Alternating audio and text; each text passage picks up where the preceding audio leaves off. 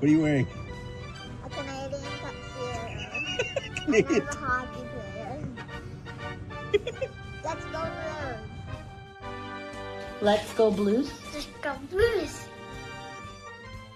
To all Blues fans, we're bleeding blue with you. Let's go Blues! Let's go Blues! Let's go Blues!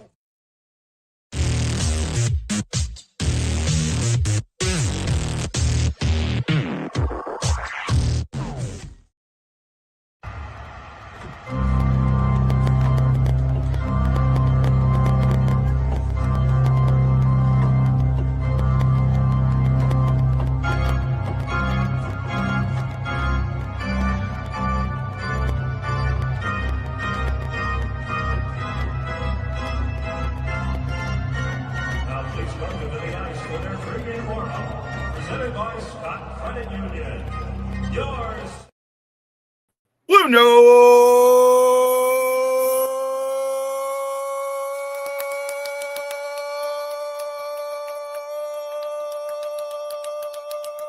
fan report. Hi, Justin. How you doing, buddy? You're muted. We can't hear you, bud. I said I'm doing well. How about you? How'd you like that enthusiastic entry there, my friend? Yep, that was a good and hopefully great signs to know that you're getting feeling a little better. So that's good. Yeah.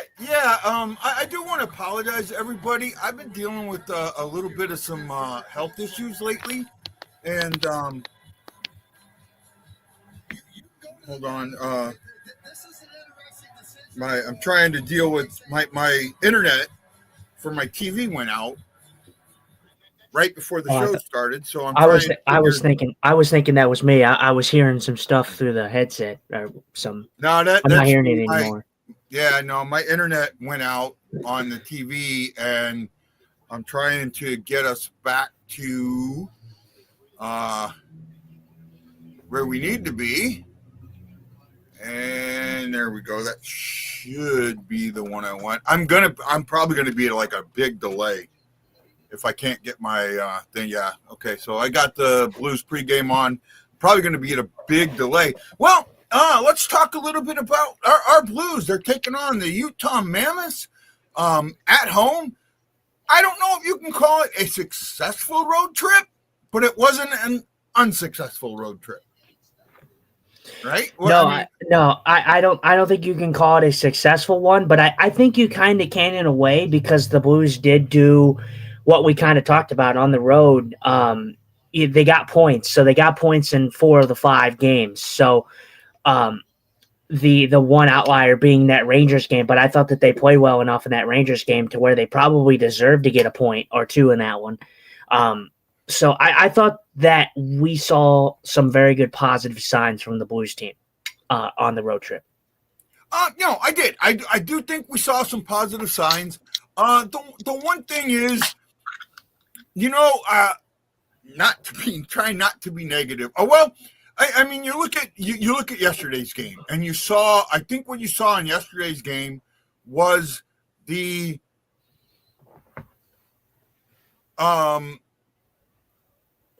accumulation of that road trip. I mean, they played well yesterday. They came out.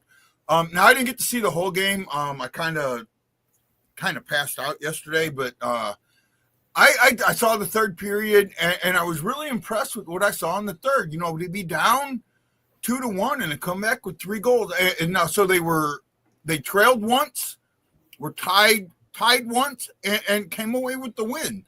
It was it was a gutsy win in my eyes. I'm not going to lie to you. I do think it was kind of a culmination of what we saw from the road trip, but that's what we're building on. Like, the Blues may have not came out with the response or the points that they wanted on the road here and with the wins that they wanted, but if you look at that road trip, They were good. I mean, they were good. Most of those games that they played, maybe outside of the Philly game, I felt like they were the better team. And even in the Philly game, I thought that they were good in some aspects. But I thought that this team has built off of positive momentum. We just saw it pay off in the last game. I thought that the Blues.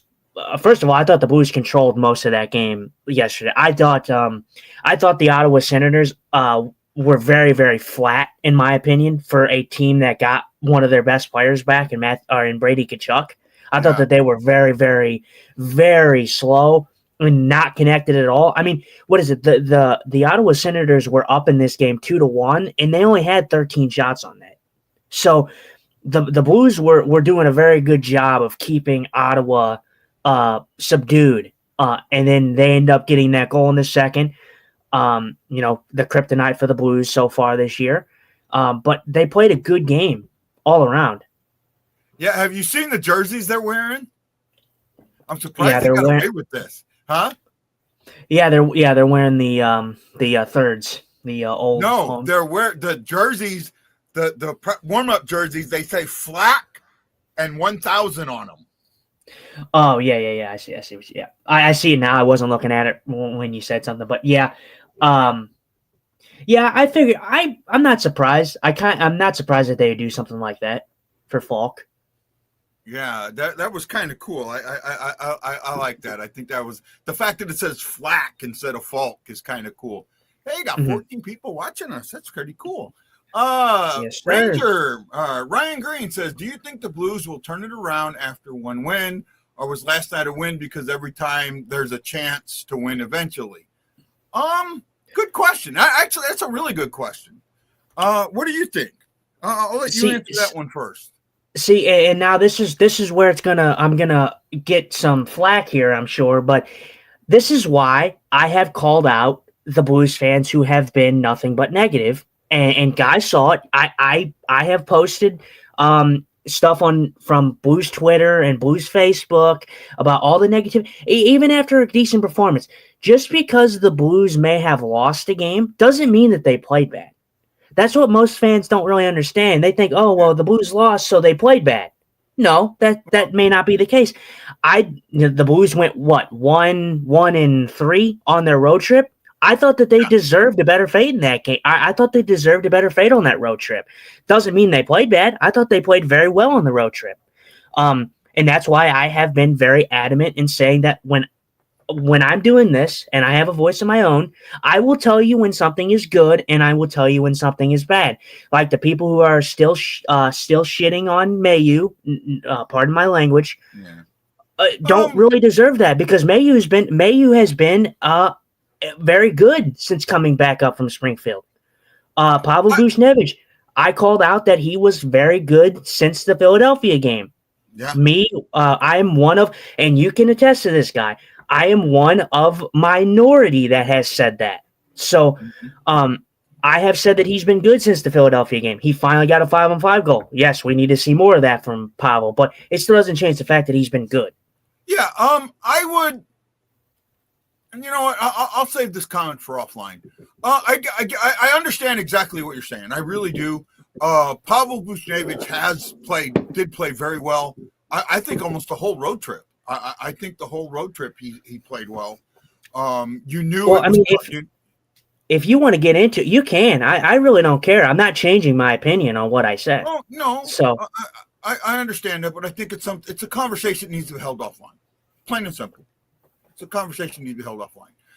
And we'll talk about that later.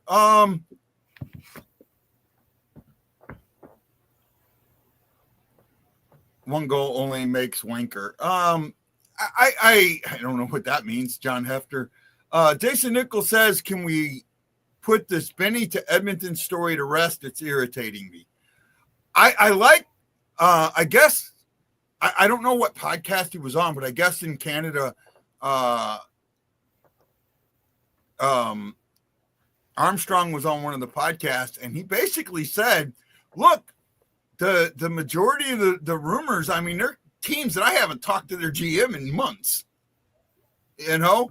So, again, with the trade rumors with the Blues, almost 90% of it is from the other side not from the Blues. The Blues do a pretty good job of keeping that stuff close to vest.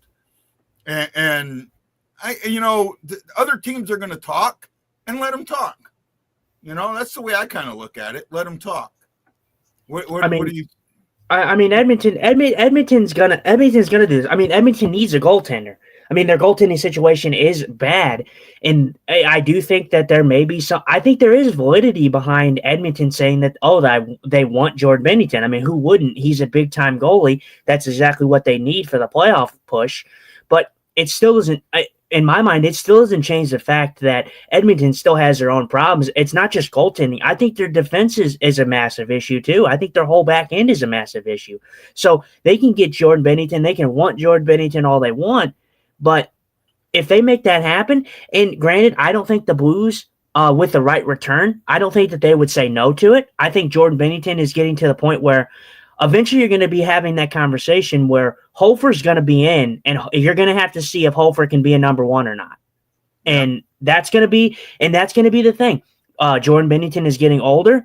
If you're wanting to get something for Jordan Binnington, I'm not going to lie. If the Blues continue to struggle, now would be the time to do it because you can get something for him.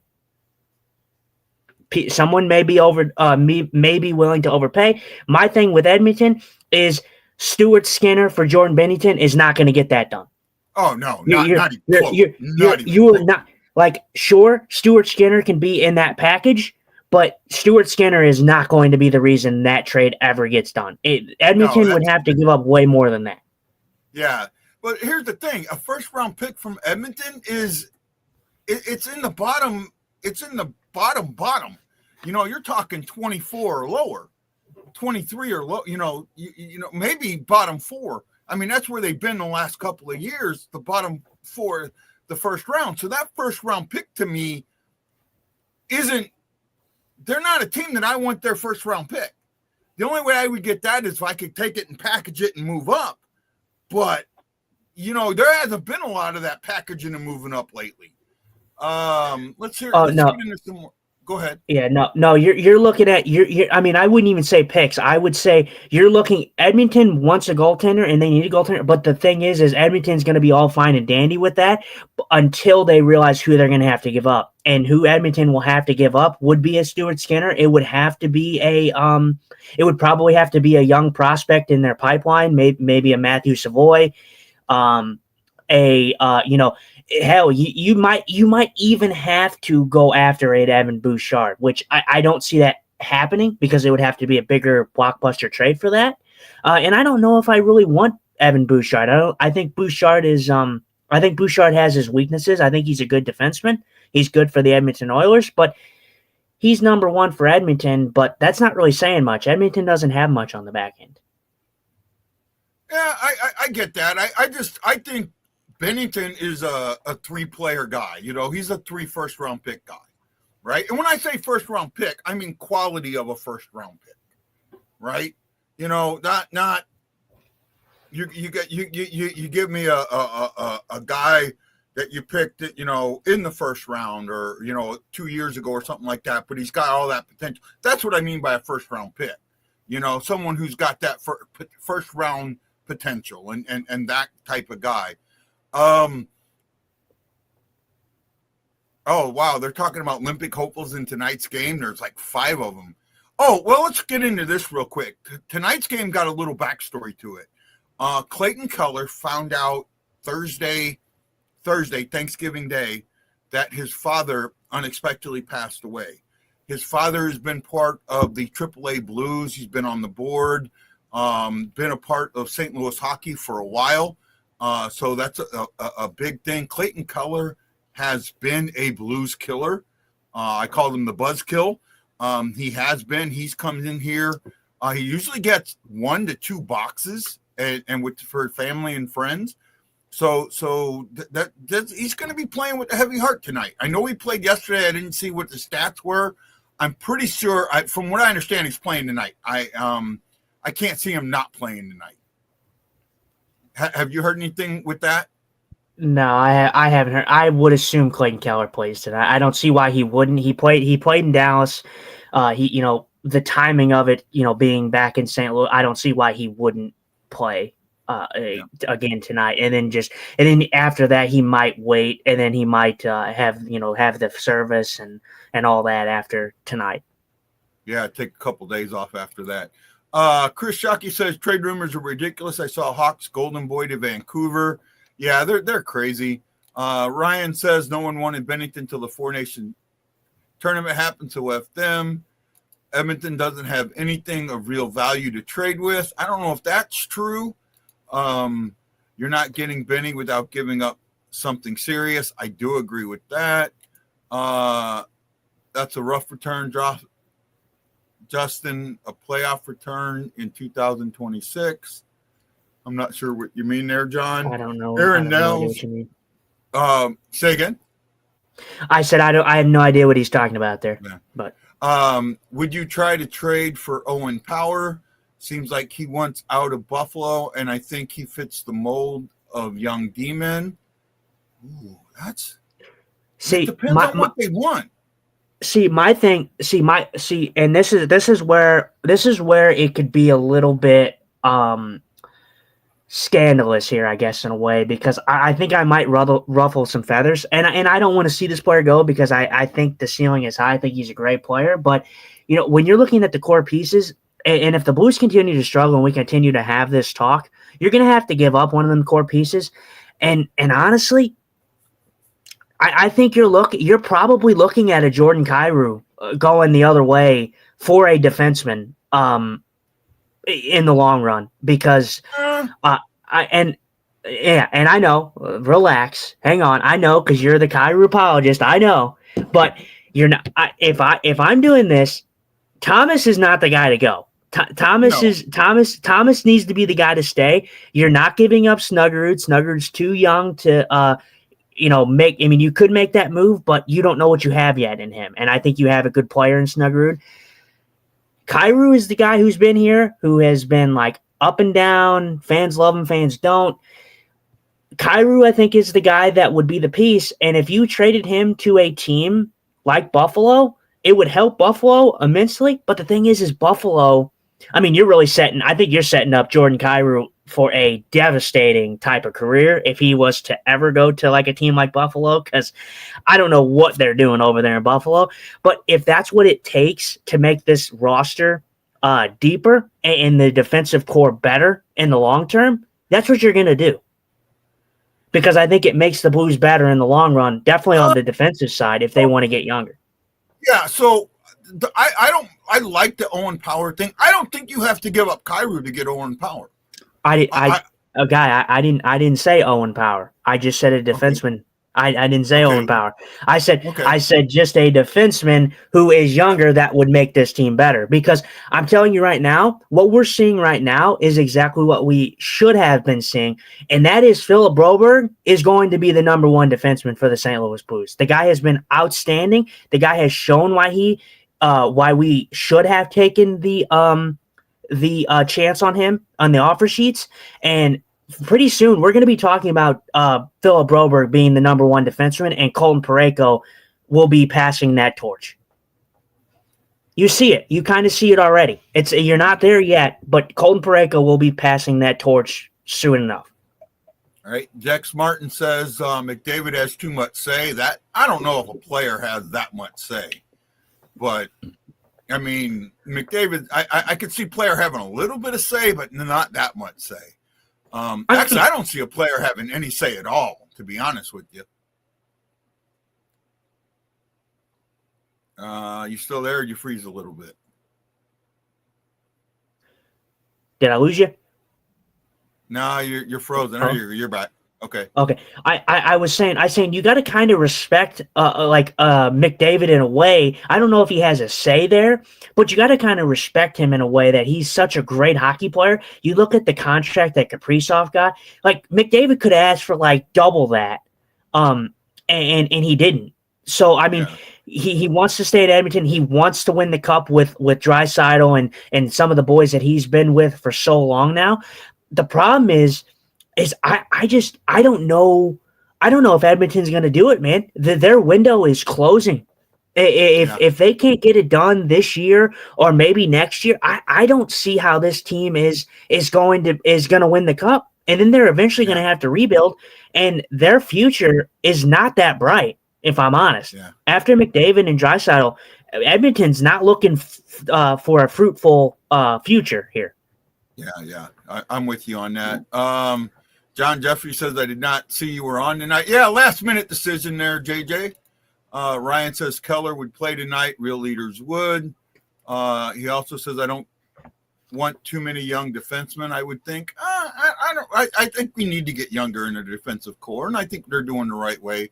And that's the other thing that I was going to say. I don't think Kyrou would ever agree to a trade to Buffalo, to be honest with you. No, and I don't think he would either. And it would probably be a proven – like, okay, so let me just say this. Say I don't think he would waive his clause to go there, but say a proven defenseman already in Quinn Hughes. Say Quinn Hughes was out there, and they're not going to want him, obviously, or they're not going to trade him. But say Quinn Hughes was out there. Would you trade Jordan Kyrou for Quinn Hughes? I would. I would in an instant. I would. I'm sorry. I love Kyrou. Kyrou's great, but Quinn Hughes instantly makes your blue line better. I'm sorry. He does. I think I'd be willing to do that trade. Quinn, right. Yeah. I mean, that's just a hypothetical because we all know that that's not going to happen. Well, I mean, we know that's not going to happen because they're not going to get rid of Quinn Hughes. If Quinn Hughes is going anywhere, it's going to be to New Jersey. But that's just an example of what I mean. I am with a guy on this one.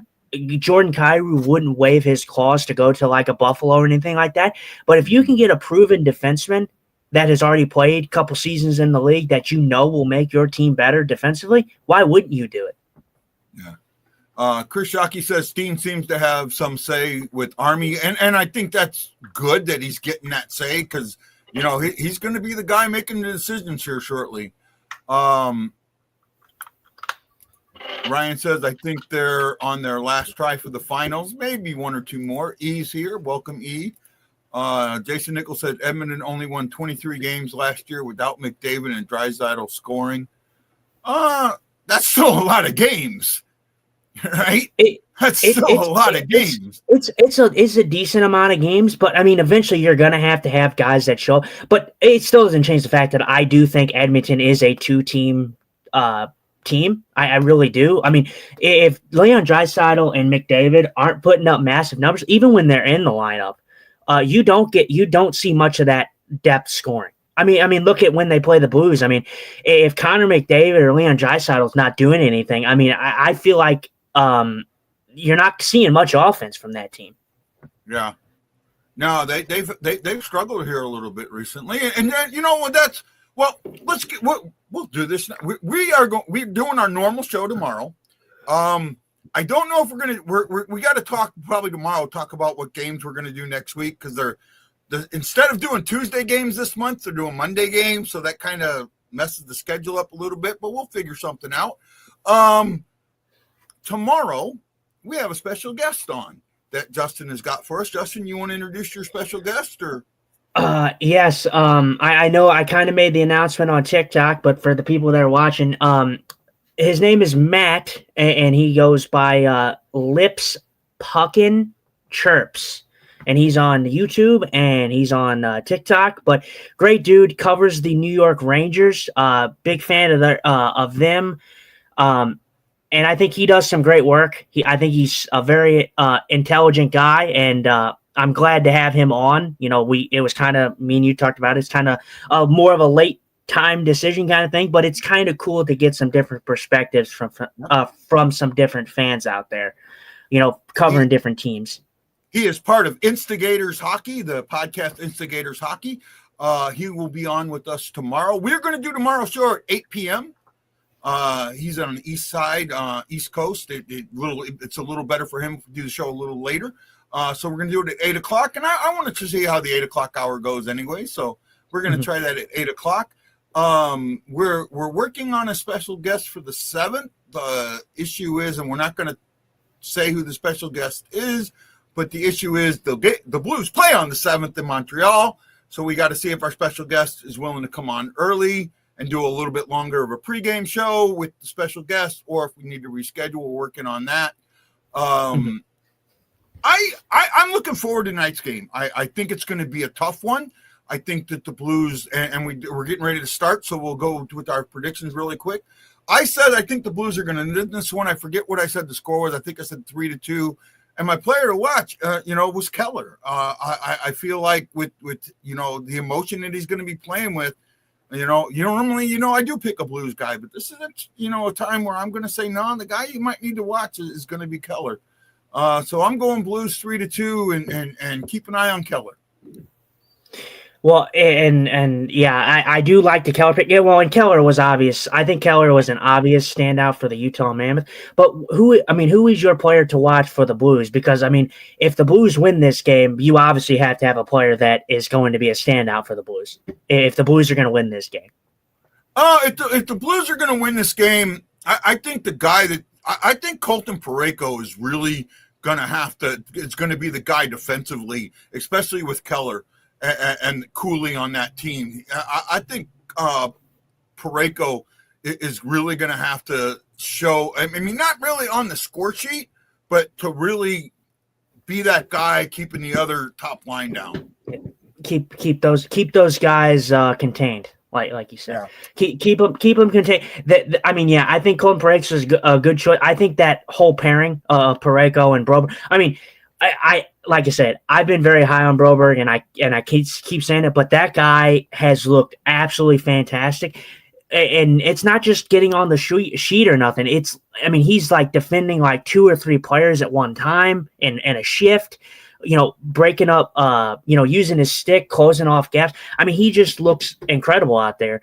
And I love that this was a pairing, and I love that they have stuck with this pairing, because I think Broberg needed to play with Parayko. You needed to start to see if Broberg was capable of being that top pair defenseman for us.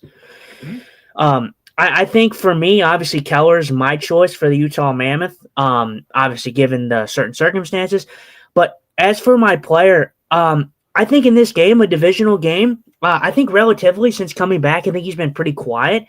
I don't know why Jake Neighbors is sticking out to me. I think Jake Neighbors could have himself a game tonight, especially being a divisional game, maybe a little physical out there, have to be a little bit of a net front presence, get some greasy ones. So I think I'm going to go with Jake Neighbors tonight. That's a good one. And when you were talking about giving up a core player, that's the one core player that I think you could. I don't want to lose Neighbors, but I think with his age and with what games how many games are under his belt and what he could be a guy that other teams would covet, right? I think. Yeah, I think that they are. The more so question lies with what would be the return. Yeah. I wouldn't have an issue with that. I think Neighbors is a great player. I love Neighbors. Neighbors is a fan favorite here, and it's just the way that he plays. He's a workhorse. But if you get the right return, then sure, yeah, I think you could definitely see a Jake Neighbors go. But I'm still going to go with, if they were to move a core piece, I think that they would really try to move a Kyrou. And that's just my honest opinion. I don't think you move a Thomas. I think moving a Thomas hurts your team just because of the player that he is and that he's shown that he can be. He just needs players around him that know what they're doing.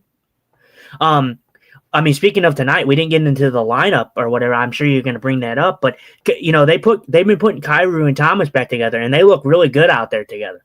Yeah, no, and that's so I agree with you. Thomas is going to be your next captain. He's not going anywhere. I'm already there. I understand where you're looking at with the possibility of trading Kyrou. Kyrou's no trade clause makes that really, really hard to trade him.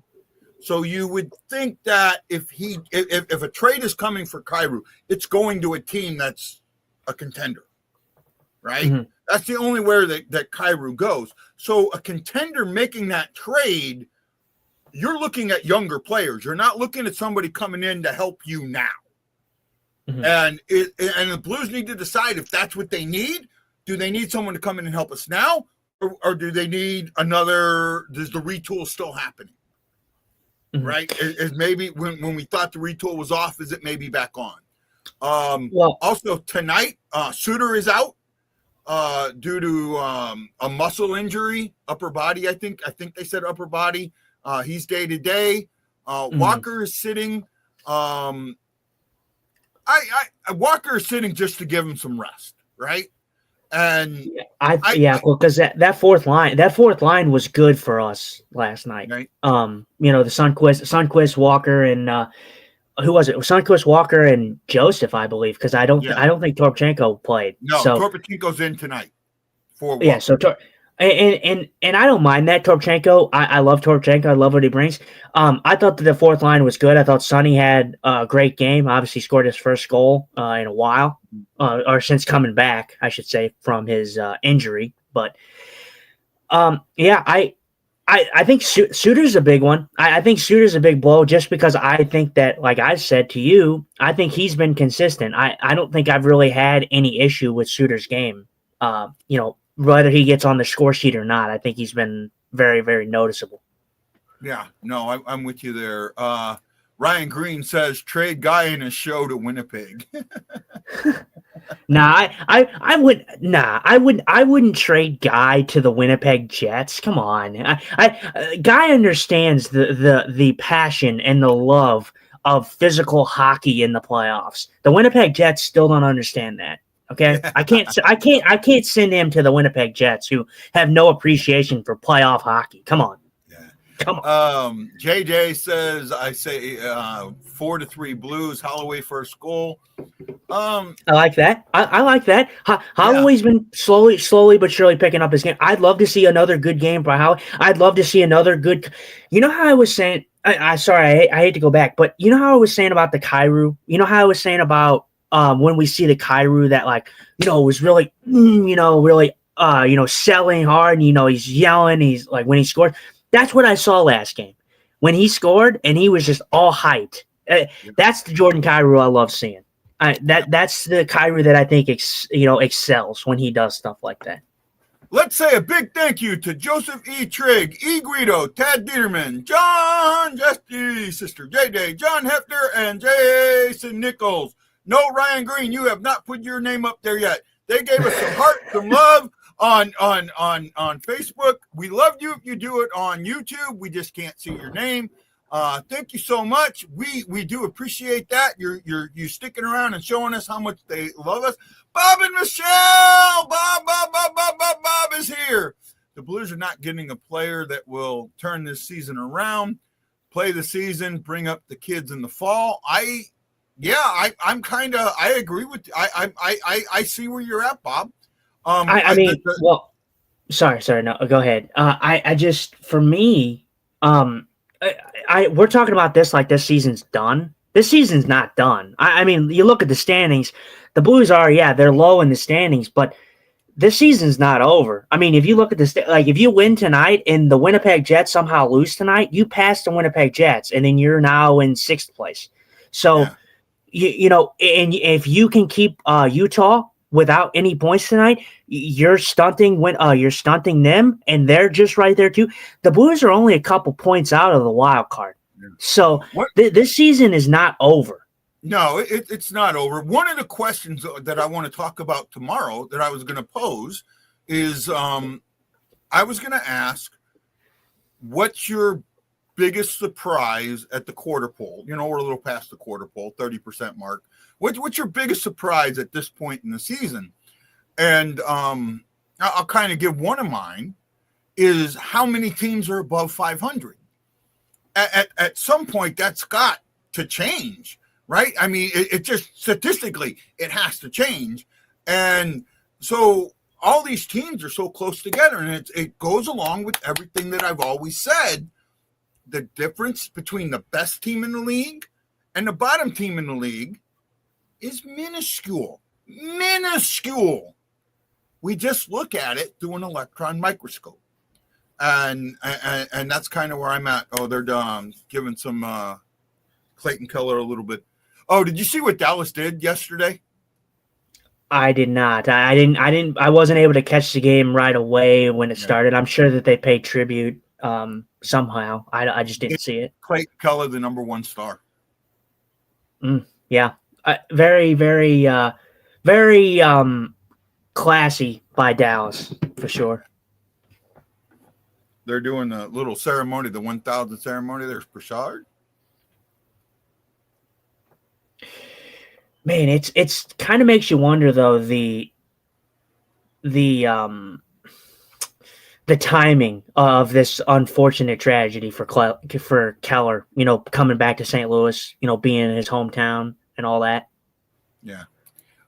Brian Green says, "You got me this time, guy, but I do have the only like on YouTube." Thank you, buddy. Appreciate you. We love you for that. Chris Shockey says, "You think if Utah would have been playing anywhere else tonight, would Keller have come home instead of waiting?" Yeah, I kind of do think that if they'd have been playing somewhere else tonight, that he would not have played the game. I mean, and he's allowed bereavement leave. Like, you can leave the team for things like that, and the team can bring somebody up. It's almost like going on IR, but not going on IR. There is some, what do you call that? There's some relief there. They've got some rules in play for things like that happen, right? Oh, and I did see this. I thought that they Dallas really played into that. Brett Hull, I don't know if you've seen it, but Brett Hull showed off Dallas's third jerseys, and he did it standing with his foot in the crease, and on the collar of the jerseys it says 3OT, because he scored that third overtime goal, that controversial third overtime goal where the rule had changed prior to the playoffs and made the goal legal. Right? Yeah. Awesome. Great rendition by Brashard Owen. God, the great singer, man. I can't stress that enough. I can't believe that they actually found someone to match the level of Charles Quinn. I thought he does some great work. Yeah. So now they're doing the ceremony here.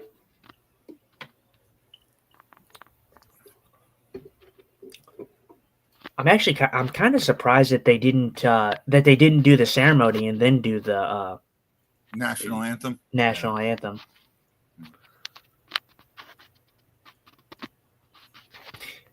Well deserved by Justin Falk. Justin Falk's been very, very good this year, despite what most Blues fans will tell you.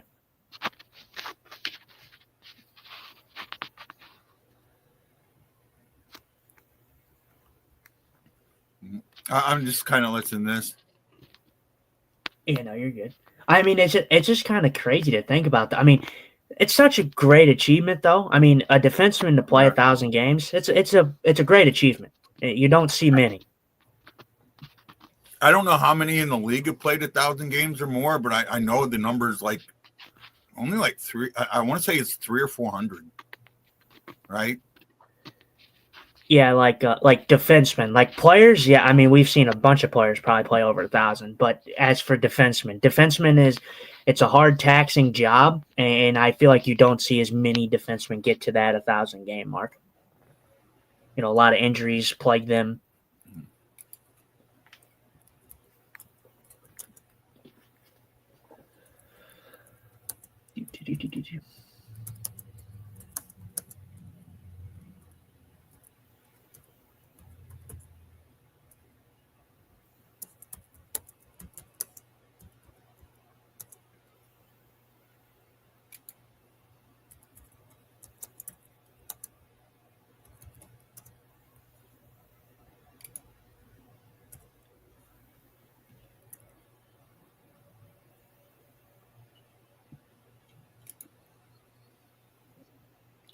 Let's see here.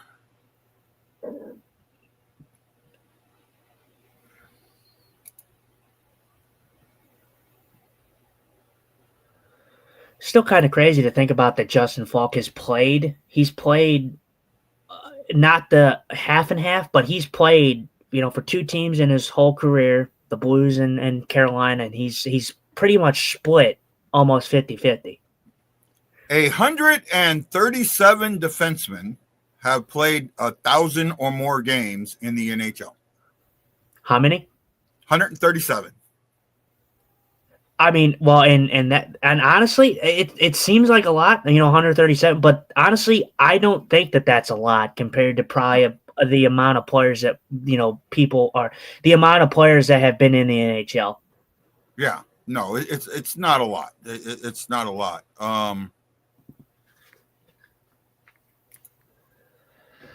Justin Falk, his family. Say again. No, I was just they were showing Justin Falk and his family, right there after they showed the tribute. Good tribute for Falk. Let's see the cool picture. Usually they have some pretty good pictures. Yeah, yeah, they have had some good ones. Let's see. Okay. I like it. So, I like it. In the NHL, in the history of the NHL, how many players do you think have played 1,000 games or more? Like every player? Mm-hmm. Let's see. Well, if you said only over 1,000 games, Over 1,000 games, 1,000 games or more. So you said 137 played for a defenseman. So there's 137. So how many forwards have played over 1,000? I can't imagine it's a huge number. I would maybe land somewhere around 350. Maybe that's probably being generous. You're in the neighborhood. It's more than that, and the guy that has played exactly 1,000 games is a former Blue. Mm-hmm. Right? Think you can name him? That has sorry, say that again. The last player, the player that's that number played exactly 1,000 games in their career, is a former Blue. The most recent? No. Or just played 1,000 games? No, you probably just have to tell me. As soon as you tell me. Bernie Federko. And he is number 414. 414. So 414 players have played 1,000 games in the NHL. Okay, I'd say my number is not too bad. I kind of thought I kind of was thinking that it would have been somewhere near there because I wasn't gonna go like really high, like 500. I felt like that was way too much. No, it was in the ballpark. It was in the ballpark. Mm-hmm. It was definitely in the ballpark.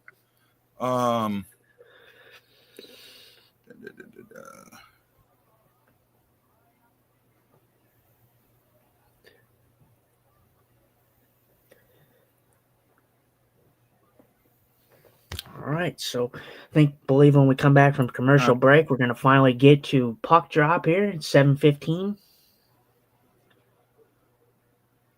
Well, here's a really good question. I didn't know the answer to this, right? How many goalies have played 1,000 games or more?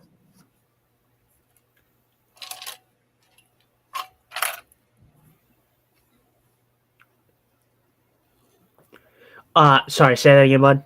How many goalies have played 1,000 games or more? Was this lumped into for on the all-time 1,000 game? Was this lumped into goalies as well? Yeah. Did they lump goalies? Okay, so I can't imagine it was that much. I'd say, I'd say maybe. Is the number low? Can you give me that? Very low. I'm gonna say very low. I'm gonna say probably like maybe like 9, and that's probably. Ryan Green kind of got it. He said probably 3 or 4, and it's 4. Wow. Now while the game's going, can you name them? I could have named 2. I knew 2.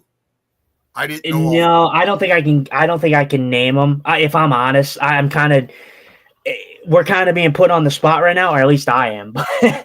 But I Yeah, I could don't, have I don't, named. I don't even think I can name it. I would have named 2. Maybe I think I would have gotten the 3rd. I know I wouldn't have gotten the 4th. Yeah. What I did like, we were talking. Well, since the game going, what I really did like about the 3rd was the Blues cycle game. Mm-hmm. Ooh, Bush Navy's right there. I thought the Blues were. Well, first of all, I thought the Blues. I may get an unpopular. I thought the Blues, even though they were down in that game, I thought they were the better team. In against Ottawa, I thought for most of the game, Ottawa had to push back on the 6-on-5, but I kind of expected that.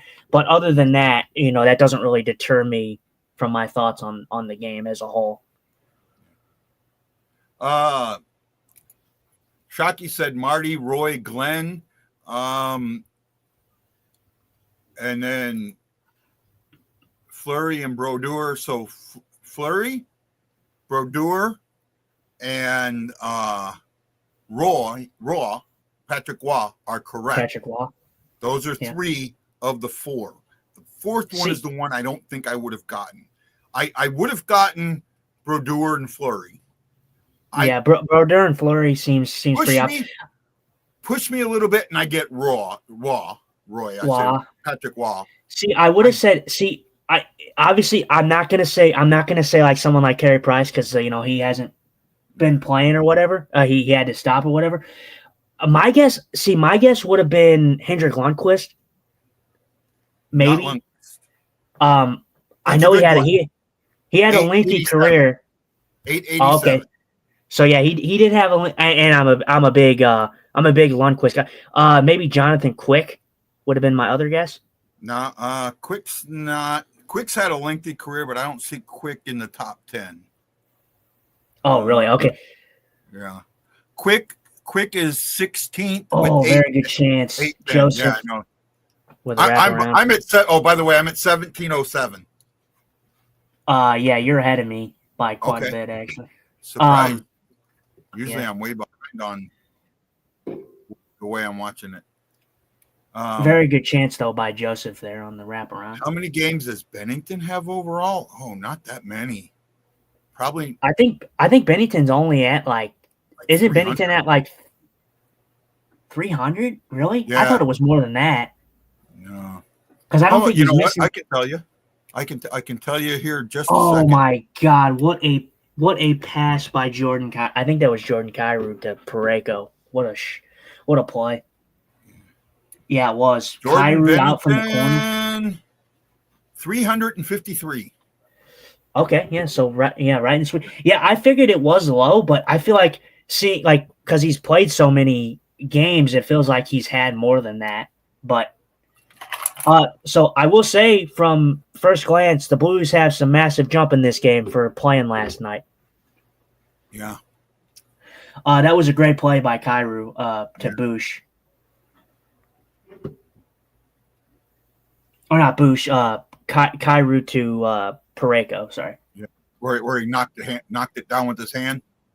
Well, that was a good play too, but no, I'm talking about the play where Kyrou came out of the corner and passed it to Parayko, and then the goalie saved it. But Parayko was on the offhand, so it made it a little bit difficult to get that shot off immediately. The fourth one, because we're still talking about this. The fourth one played recently, and I think he's a Hall of Famer, but I'm not. Yeah, I'm pretty sure he's a Hall of Famer.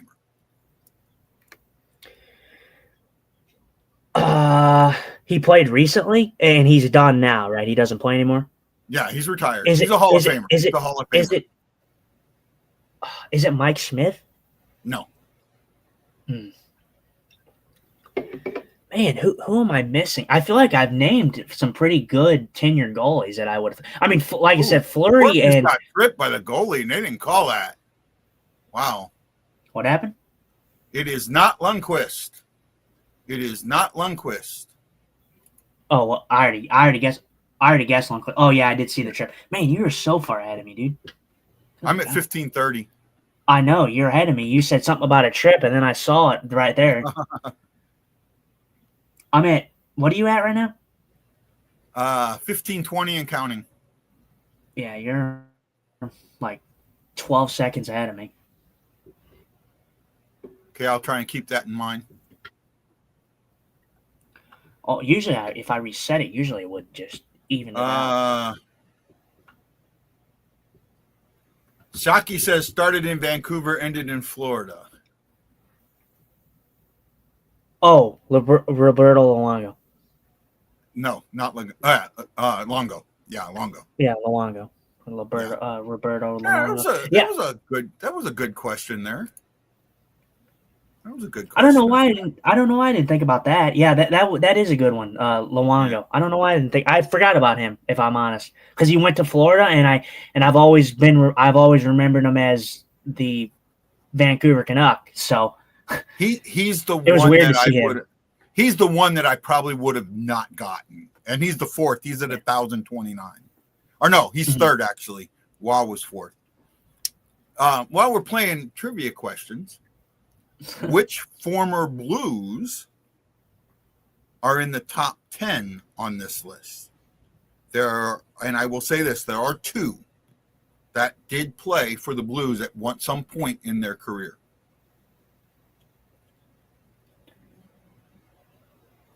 Well, for the Blue, that played what, over 1,000 games? No, and top 10 in goalies played. Oh, that's a good play for question. goalie in the top 10. There are two Blues. Oh, okay. Well, Bennington's not one of them, right? Because 353 is way too low. Man, goalie, you know goalie history a little better than me. As for pertains to the Blues, like I obviously remember the longest. Jake Allen wouldn't be one of them, right? No. Jake Allen wouldn't be okay. I'm going to say that this is your time, right? This would be around the time you were watching when you were younger. Yeah. Okay. One. Would one be your time? I don't think so. No, one wouldn't be your time. One would. Liut or Hall? It is Hall. Glenn Hall is one of them, and there's one more. It's not Liut. Is not the other one. I was gonna say, but then I was like, I didn't think Liut played very much or that amount of games here. You're thinking of Brian Elliott. Brian Elliott, no, is not on this list. No, I didn't think Brian Elliott was either. No, Ryan Green did. It wouldn't be Halak either because that would have been my time. Shockey got it. Curtis Joseph. Yeah. Curtis Joseph is 7th with 943 games, and Glenn Hall is 8th with 906 games played. Fun little trivia there as we're watching this game. Commercial break. We'll do the out-of-town scoreboard real quick. Oh, Ryan O'Reilly. Oh, he looks thin.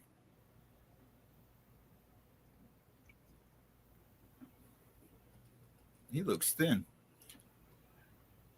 Oh, next commercial break, I'll get to that.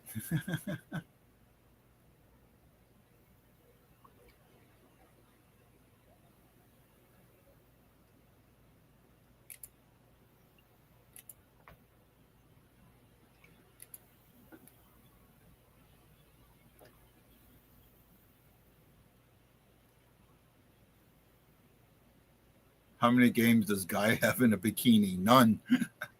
Shows, I have one. Mm-hmm.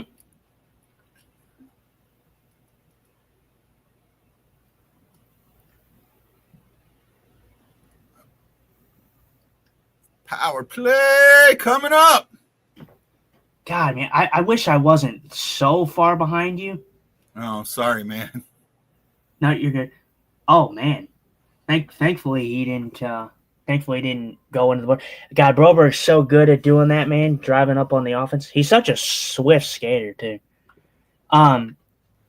The Blues, for a back-to-back game, they've came out of this game hot, in my opinion. I think that they've looked really fast. They definitely look like the faster team compared to Utah in this game right now.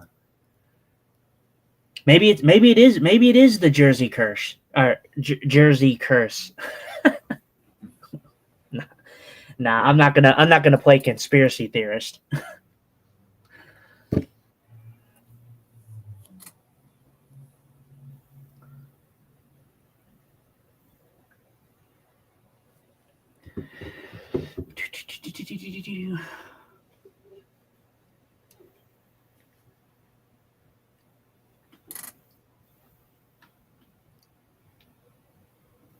So the last game, the power play's been pretty good. Last game, the first power play unit was not very good. The second power play unit was very good, though. If you're listening to what I'm telling you. No, I did. I'm hearing you. I got my eyes on the game. You're talking about the power play. First unit wasn't good. Second was. Yeah, the second unit looked good, and that was surprising because of who we have on that second. It was a lot of youngsters. The second power play unit is Snuggerud and Dvorsky on it. Yeah.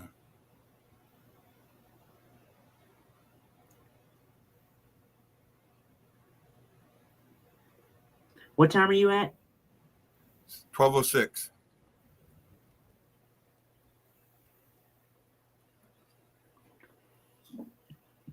Seem to be getting some. I'm very close good, to Hefner.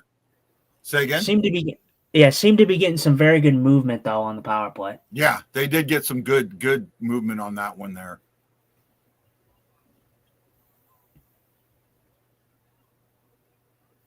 I wonder if I can. Oh, actually, I don't have ESPN on my thing.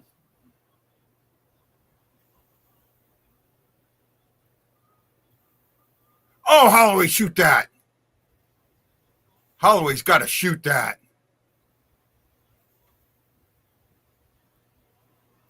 Oh man, yeah. Good passing, but need to get a shot on that. I mean, you're playing Vamelka, I think, in net. I think. Is that who they have in net, Vamelka? Yeah, no, Holloway's got to shoot that. I mean, he had him too. He had the net open. If he does get a shot there, I mean, it's either going in the net or it's leaving a really, really juicy rebound. Yeah, very good. Good moving power play. Needed to see, like you said, I think Holloway should have shot that puck. But Blues right now, I think, out shooting the Mammoth 8-1 right now. So definitely they dropped it 7-1. 7-1. Well, I think it was 7-1, but I thought that they would have added one. But yeah, 7-1. Still good. Still some pep in their step in this game.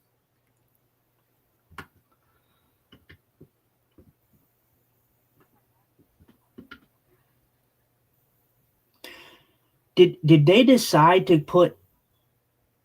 Did they decide to go with Hofer or did they go with Bennington? I wasn't even looking at the goalies. Hofer. Is it Hofer? Hofer. Okay. Yeah, he hasn't been overly challenged in this period yet. No. But I was kind of surprised. I kind of was thinking that we might have seen Hofer get the start against Ottawa. If I was honest, I thought that they would have saved Bennington for the Utah the game, rivalry game or division game. Yeah, division game. But I'm okay with either because I think both goaltenders have looked very good. They're starting to become the goaltenders that we thought they were going to be. Exactly. Right. Yeah, they're getting there. Very good try there by, I believe that was, who was that? Bukestad? Yeah, that was Bukestad. Yeah, Bukestad, yep. And then Holloway with the keep it in there, the good pinch. Yeah, well, it's safe to say that this is definitely a drastic comparison to what they were in the beginning of the last game that they played the Mammoth. This game they have some jump. They've come out some. Normally it's after ceremonies they don't come out with jump, but they've come out with jump this time. Ryan, I kind of felt like that too. I kind of felt like they were they were trying to get it to fault too much, right? I don't think it was. I don't think it's because of the ceremony. but it did feel like, with Falk being the quarterback, that they were seeing if he was going to set something up or take that shot for the rebound, because they were pinching in low it felt like for the rebound. And that's why I felt like Holloway should have shot that puck, because you did have Kyrou, and I think it was Neighbors or Snuggerud that was right there for a possible rebound if he shoots that puck. All right. Yeah, Falk has played very, very simple hockey on the power play, which has worked to perfection. He's just been shooting the puck. He's just been getting pucks on net, trying to get rebounds, But yeah, Holloway should have just fired that puck. I mean, their goalie's like swimming all over the place. Yeah. So he should have definitely fired that puck. Yeah. Big old thank you to PL Simon, Edward Lubsky. I hope Lukaska. I'm sorry, I'm killing that name. Ryan Green. See, I'm saying your name that time, Ryan. Chris Shockey for putting that love in the air. We got 10 of them so far today. I appreciate that so much. Thank you for the support. Yeah. I believe some of those are I don't know the two. The two I think are actually TikTok followers. So that's cool. PL Simon is in my fantasy league. Okay, yeah. Right. I know Luke though for sure. I don't know. I can't remember the last name off the top of my head. I would probably butcher the name as well, but yeah, great. Thank you for the support. Lukasik. Lukasik. Yeah. Yeah. But yeah, thank you for the support. 10. That's good. So early on in the stream. Hope you guys are enjoying what you're seeing. You get any snow down there in Festus? I'm guessing you did. A little bit, not enough to stick. Oh, really? Not enough to stick. I know some places got hit harder. I think a little bit more north got hit a little harder with the snow. But as for me, no. Yeah, I know Shockey got hit there in Vandalia. Yeah. I know up north they got hit with it a little bit more, but no, for me it was pretty much gone after a while because it wasn't gonna stick. Oh my goodness, Hofer, you scare me when you throw the puck up the middle like that. Hey, sorry about the videos about saying thank you, Justin, in the video. I did it at like 2:40 in the morning. You're good. I had to re-upload it because I noticed that the audio wasn't coming through on your. Oh, online. Okay. Yeah. So sometimes it's because you have to do it a certain way. I don't do it. I have to make sure that I do it in the video form because you send it to me in a video and it's not a green screen kind of thing. Okay. So I have to make sure that. So that's why the audio didn't come through, but it's okay. It's just an okay fix. I just replace it and then it's all good. Yeah. No issues, man. No issues. You're doing a good job with the TikTok. Thank you. I appreciate you doing the TikTok. Right? You're doing a good job with that. I really appreciate it. Yeah. Just trying to, grow the brand and hope that we get some good following and some good, meet some good people along the way. Yep. I know that we're, like I said, we're going to be having our special guest tomorrow, from the, Rangers side of things. So I think that's cool. I think, he has a good insight on things around the NHL as well. So.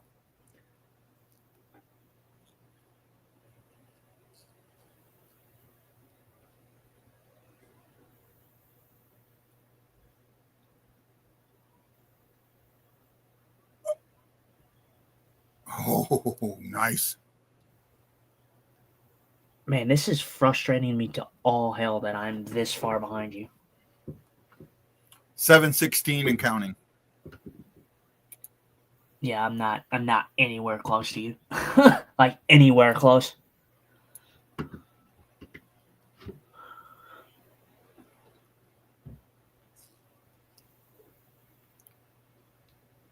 Yeah, I'm a snowbird too, Ryan. I like snow too. Actually, here's some trivia for you. Well, I mean, trivia, but it snows in Hawaii. Mm-hmm. Right on Mauna Kea, it will snow up there. It's high enough that it's high enough, mountainous former volcano that it will snow up there.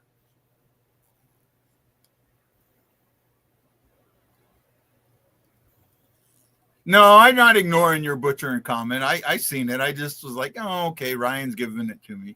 He says you butcher names you know as well. No excuse. Well, and it's not this. Everybody's name is kind of not the same, like how you would pronounce it. Like there's some like NHL guys that when you talk to them, and then they're like, oh, so how do you pronounce your name? And then they say something completely different than what you think it would be said. Like guys, have you ever seen those videos of like when they interview players and they're like, oh yeah, it's pronounced like this, and then like they don't really care. Like they know that their names are for they're from different countries, so like they know that they're not going to be perfect all the time. The NHL media site has the pronunciation that gets it here and there, that you can listen to the pronunciation. I know you do, Ryan. I know you do. I appreciate you, man. I think that's one of the ones. You remember Pierre Maguire for Pietrangelo? He would call him Peter Angelo, right? For me, like when they did that, when we had Pietrangelo, and they were definitely doing that shit on purpose. I don't care what anyone says. There's no way you can pronounce that name that bad. And have the player like Pietrangelo being a number one defenseman for so long like that. There's no way that he butchered that name. Like that. Do you know why he called him Peter Angelo? Because that's what Pietrangelo's dad told him it was pronounced. Yeah.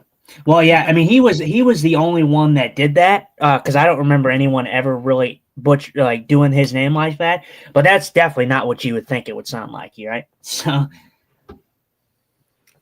Peter Triangelo.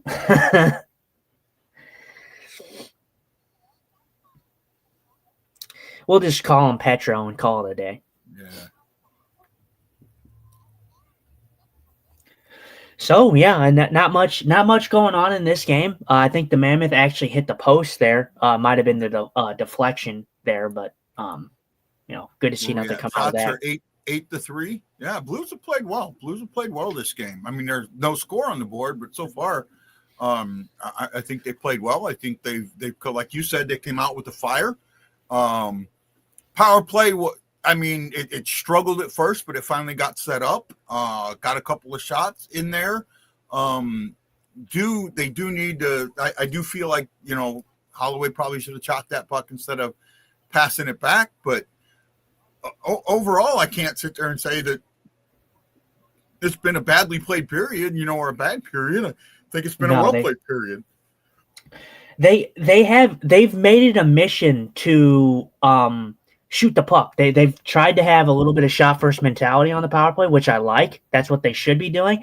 Obviously, on that one, I mean, it's typical Blues hockey. They try to overpass. And it cost them. I mean, it didn't cost them on the score sheet or nothing, but like you said, I think Holloway should have fired that puck. You're playing, no diss against like Vejmelka or anything like that, but Vejmelka's not a Shesterkin out there. Just fire the puck. Like their goaltending is a massive issue, I think, in Utah. That's where you need to take advantage of them. Shockey says, I turned into the football game I'm supposed to be at, and no one is there. He was supposed to go to the Illini game tonight. My most prized memorabilia is the signed Pietrangelo 2019 jersey. Mine is this.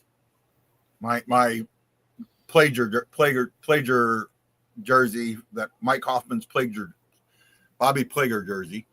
That and my cup. I don't think Justin's seen my cup. I might have to break it out so I can show it to him. Scary says Survivor Series is crazy right now. Yep. Do not, like I said, I don't know. Yeah. Don't spoil for me. I'm not watching it currently. We're watching the game, but I don't know. Like I said, I don't know if you do TikTok or anything like that, but I did do my preview and predictions for that on our TikTok. So if you have any interest in seeing that, go check it out. He says, I'm impressed with the shot total they've had lately. They've been getting shots on net. That's important. Shockey says, my cap with all the autographs. Next commercial, I might go grab my cup. I have the cup and then my spinning puck, but I can't bring my spinning puck. because it's got to be plugged in.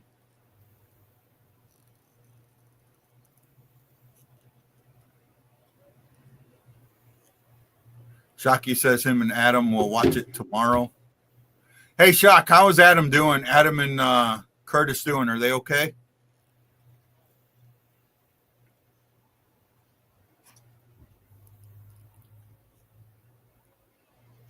What TV shows are you watching a lot of lately? I'm actually been watching old, well, not old, but the new MacGyver. I've been binge watching that. I was watching, like, I'm really into, I was into Tulsa King, and I'm into Landman. Yeah, I think obviously for our I usually like to watch a lot of things that I grew up watching. I did watch the first part of the Stranger Things new season. I liked it for the most part. I thought what they did. I know there was a lot of people that actually criticized it, with the actors being older and everything after the strike and all that. But I thought what they did in the first part was very good. Obviously not going to spoil anything, for people who are fans of it, but I thought it was good. Quantum Leap, the original. Well, I couldn't watch the repeat, the new one. I really liked the original. Like, I really, really liked the original. My wife, I got my wife into the original. Like, she had at one point almost every episode on VHS tape. Mm-hmm. And not that I will say, from what I'm seeing though, they need to Logan Mayu, he gets beat there, he keeps him to the outside, okay, but I would like to see the Blues when Logan Cooley's on it, because that's their money line right there, Logan Cooley and all that. I would like to see the Blues kind of not play passive, but play a little bit more defensively when he's on the ice, because all he's doing is using his speed. If you can stifle his speed in a way, don't be over aggressive, because if he beats you and you're aggressive, then you're leaving your goalie out to dry. But kind of passive aggressive in a way, not passive, not overly passive, but not overly aggressive. I think the original is on Paramount. I think it's a CBS show, so I think the original's on Paramount Plus.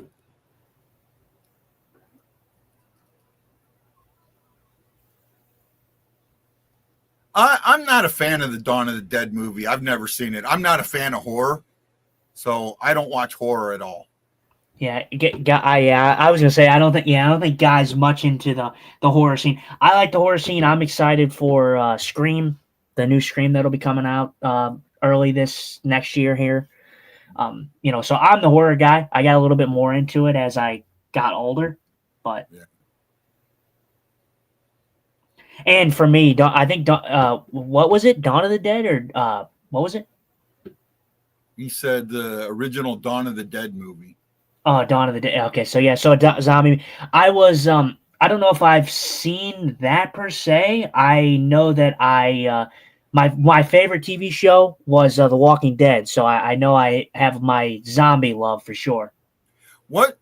I don't remember the name of the movie. I know it was a series. It was probably like 1 or 2. Where they got infected and they ended up needing to eat brains. They would go brains. This movie came out in the. I'm not sure, honestly. It came out in the 80s. At the end of the movie, the guy crawls into he knows he's whatever, and he crawls into an incinerator and incinerates himself and ends up spraying rain on everybody, and then everybody wants to eat brains or something like that. Yeah, I don't know. I honestly don't know. Maybe one of the horror fanatics in the chat can tell you, but I am not sure. You wouldn't watch Jaws since you were a Navy man. I've seen Jaws. I saw Jaws at a drive-in theater. I know. I know Jaws is a classic. I know that's one of many classics that. I don't consider Jaws a horror movie. No, and I don't really either. It's just kind of all with the whole Shark Week and everything Yeah. like that. Yeah, I don't think it's really considered a horror movie. Day of the Dead, I think it might be it. Was there a couple of different ones?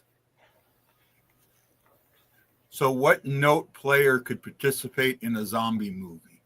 Bennington, absolutely.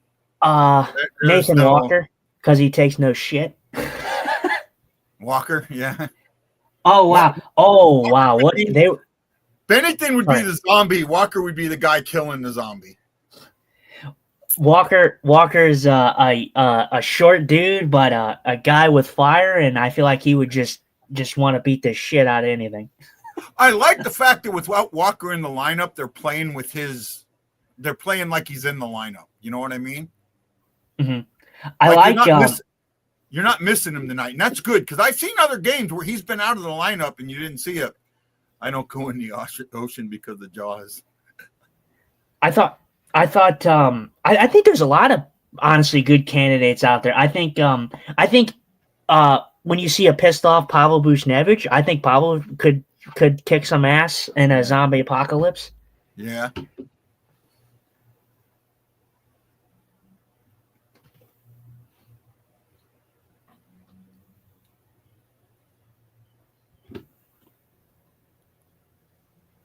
They earlier. Don't mean to go back and backtrack because it's already gone, but they were showing the replay of, I think it was Thomas to Kyrou in front, man, right in front, uncontested, just missed. You know what I'm talking about? No, I missed it. Say it again. I saw a quote come up. No, I was saying I didn't mean to go back, but there was a play where Kyrou was in front and he was uncontested, and I think it was Thomas that passed the puck to him in front, and Kyrou just missed. Yeah, I did see that. I was kind of like, we were talking about the other things. So, I mean, it's good. It's good that we're talking hockey and other life things. I think that helps the conversation move around. I'm more of a military action type guy when it comes to films. I'm okay with comedy, but I'm not like there's certain comedy movies that some people really, really love that I don't like at all.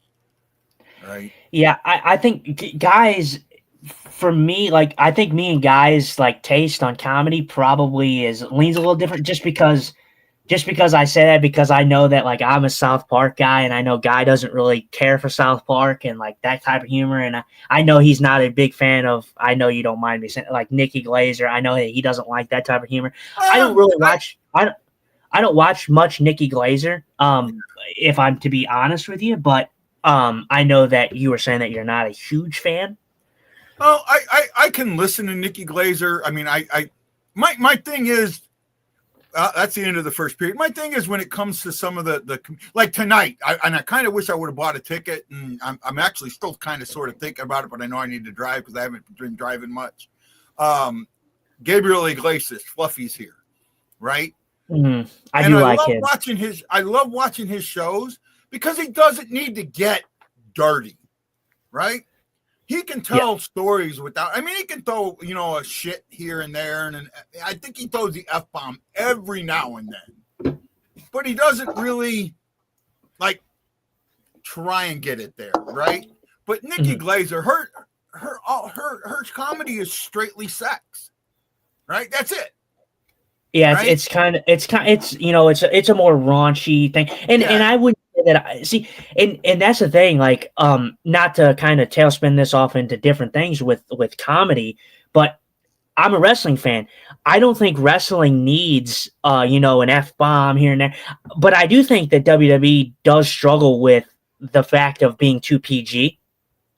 You know, a lot of your audience, like, you have a young audience, you have to kind of pertain to them, but you also have a older audience too that doesn't like to see the PG stuff, the sexual innuendos. They like to see rivalries with some fire, with some passion behind it when it's called for. Like, I don't mind us, an announcer or anything, dropping the F-bomb or, something subtle here, every now and then. I don't think, like you said, I think when you have something that is like F this all the time, it loses its kind of substance.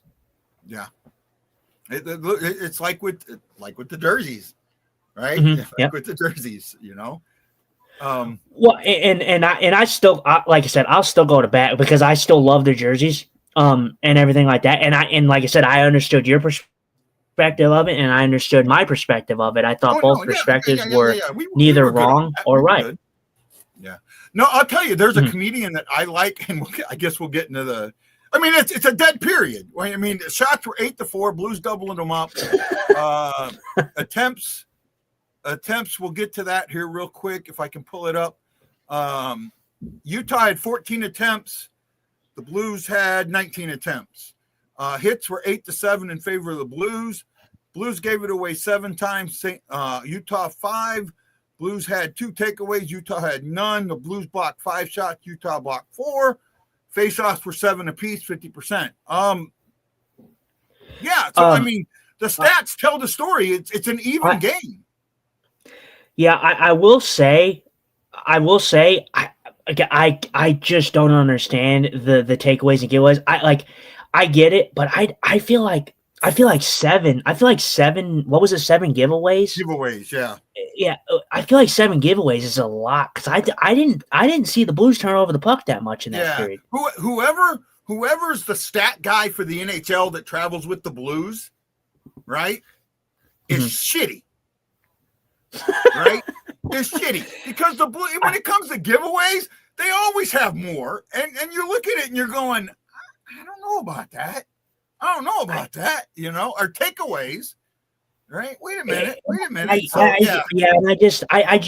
for me, I feel like it's one of those stats where it's like, I look at it and I'm just thinking to myself, like, nah, that can't be right. Define it for me. Right.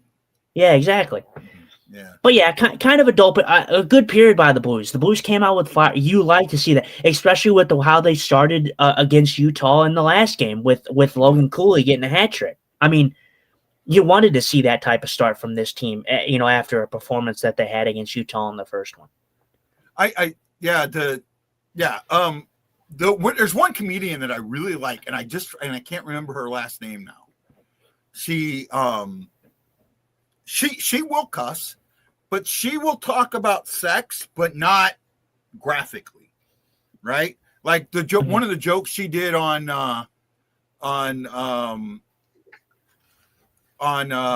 the Tonight Show was Taylor Tomlinson. That's it, Taylor Tomlinson. I had to think about it for a second. I knew it was going to come to me.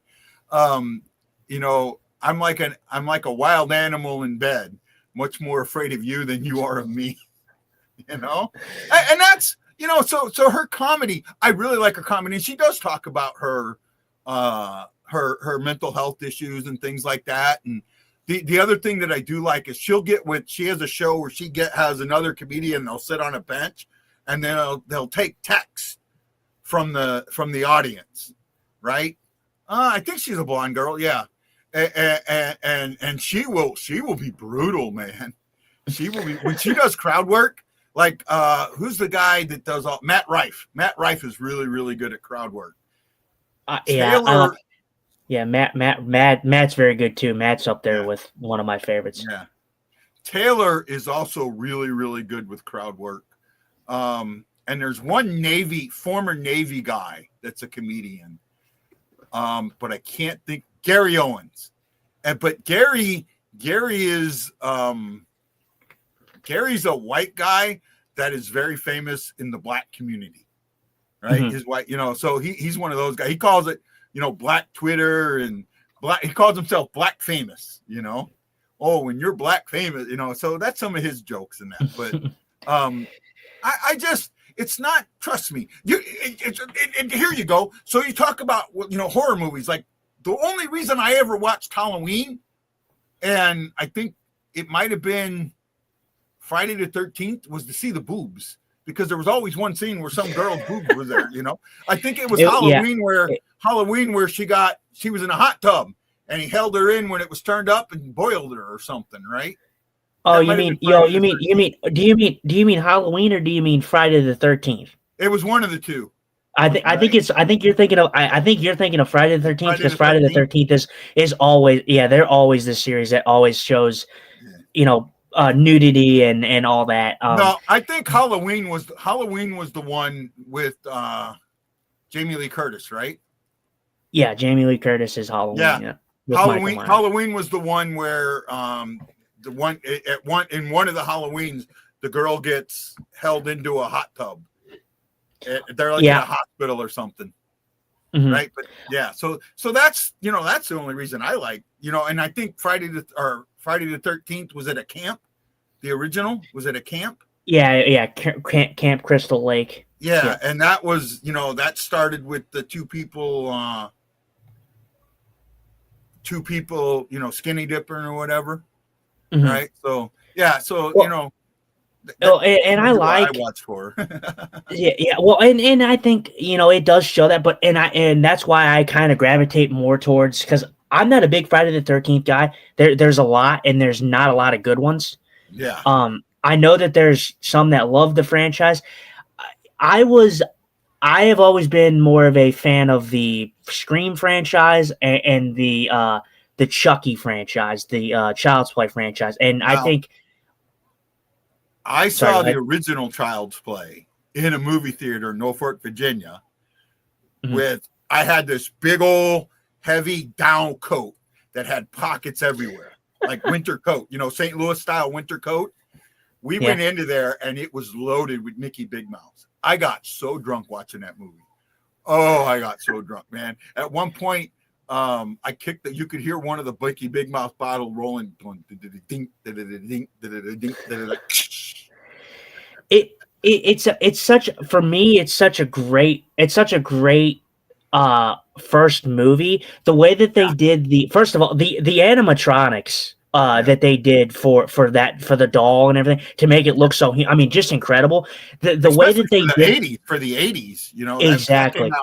That came out in the 88 or 89 because I was in Norfolk. So well, and they did such a good job. They didn't show you, like, you knew who the killer and stuff kind of was, like you knew it was the doll, but the way that they shot it to where you didn't see the doll until halfway through the movie.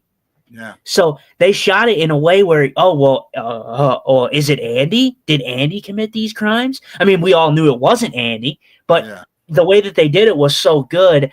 And the second Child's Play, I don't know if you've seen that one. That has one of the best endings of the like the final act, like where they had the final act. I didn't see the endings. I didn't see the second one. Like I said, I'm not a big horror fan. Now, but I will say this, since we're on movies, if you were ranking franchises, right? Meaning a movie that has had 3 or more, right?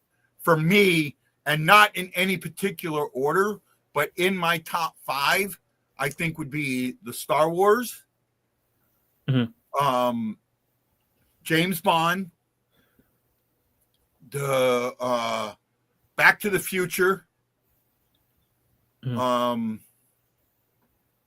I would say those are 3 that come right to mind. A 4th one would probably be the Harry Potter series. Yes, I know my kids were younger, so I've seen all of them, and I'd have to think about maybe a 5th one right now. But those would be like the some of the series that I would put, franchise. Oh, and then Marvel, obviously, number 5. Marvel would be in there too. Marvel's kind of hard to say that it's a franchise because it's more like it's all in a universe, but it's not like they all connect. Yeah. Well, and I won't. It's been such a long time since I've seen it, but I won't take no Harry Potter slander. I like Harry Potter. Harry Potter is awesome. You can't really. There's a lot of people that like it. It's been, like I said, it's been such a long time since I've seen it. Honestly, my series is not really. I don't really have a list. Yeah, you're breaking up on me, bud.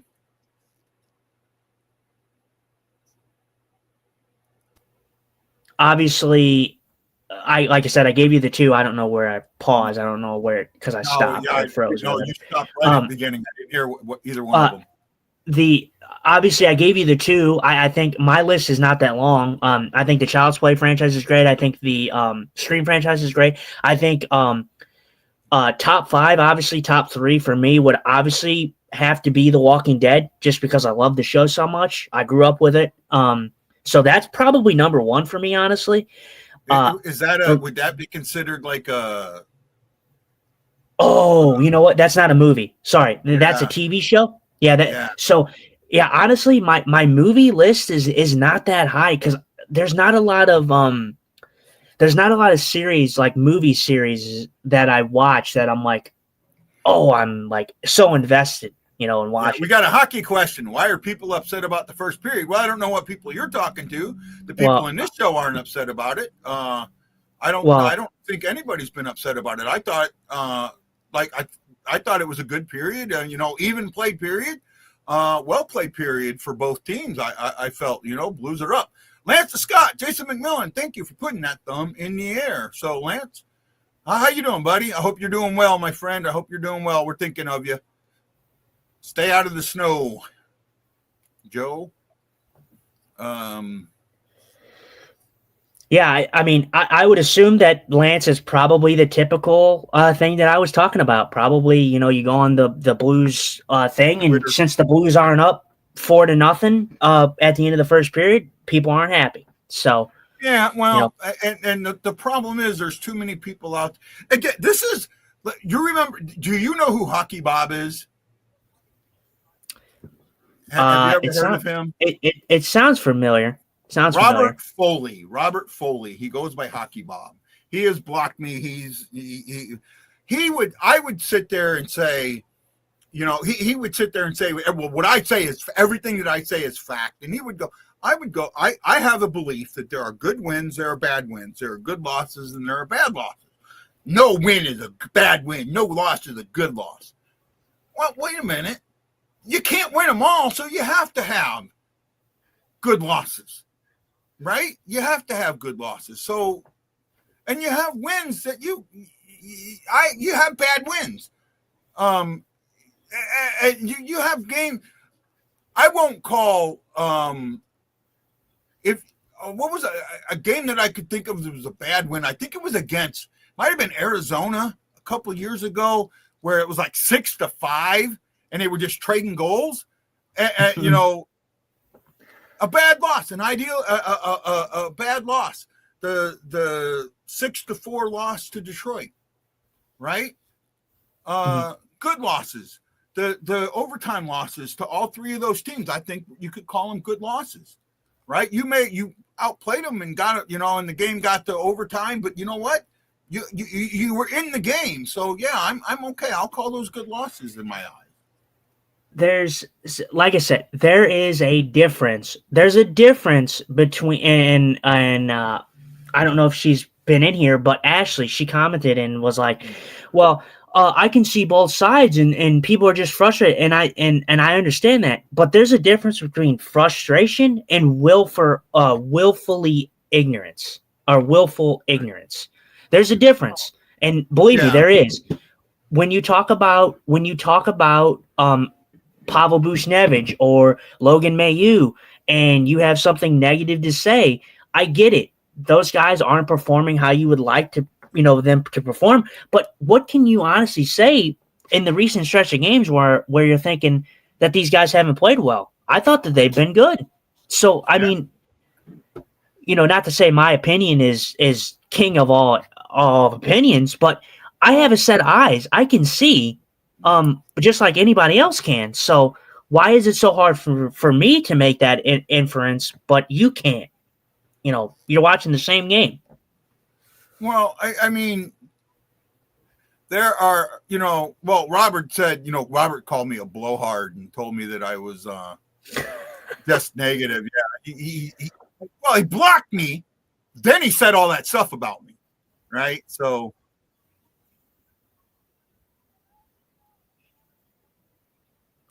Yeah. Yeah. So, Ryan says a good loss is a loss for the Blues, and they played really well, did their best, and came up short. And Robert couldn't get that in his small brain. I agree with you that. It's meaningless. Yeah. Oh, yeah, I love debate too, even when it's meaningless. So I've been told I just like to argue, or I have to always be right. I'm gonna before this period starts, I'm going to run and grab a drink real quick. Yeah, Go ahead. And then when you come back, I'll probably run and go grab me one. All right. You want to shoot me out of here real quick just so I'm not in frame? Yep. There we go. Justin will be right back. All right. And good. You know, again, it was an even up period. Not a lot to talk about. We talked about movies a little bit and things like that. And it's fun. It's good to get all around and getting people going. We love our Blues. We love other things. And by the way, if anybody out there likes fishing and has a recommendation for a good fishing backpack, let me know, because I'd like to get one, especially since when I do a lot of my fishing, I travel. I'd like to get one that's collapsible so I can get it down and get it in a suitcase and then still be able to separate my stuff, because the backpack that I've been putting in is just a regular backpack and it was kind of loose. Yes, Guy, you do love to do that, but you have been better lately. I've been trying. Game's about to start. I'll wait to go get my drink till the what do you call it?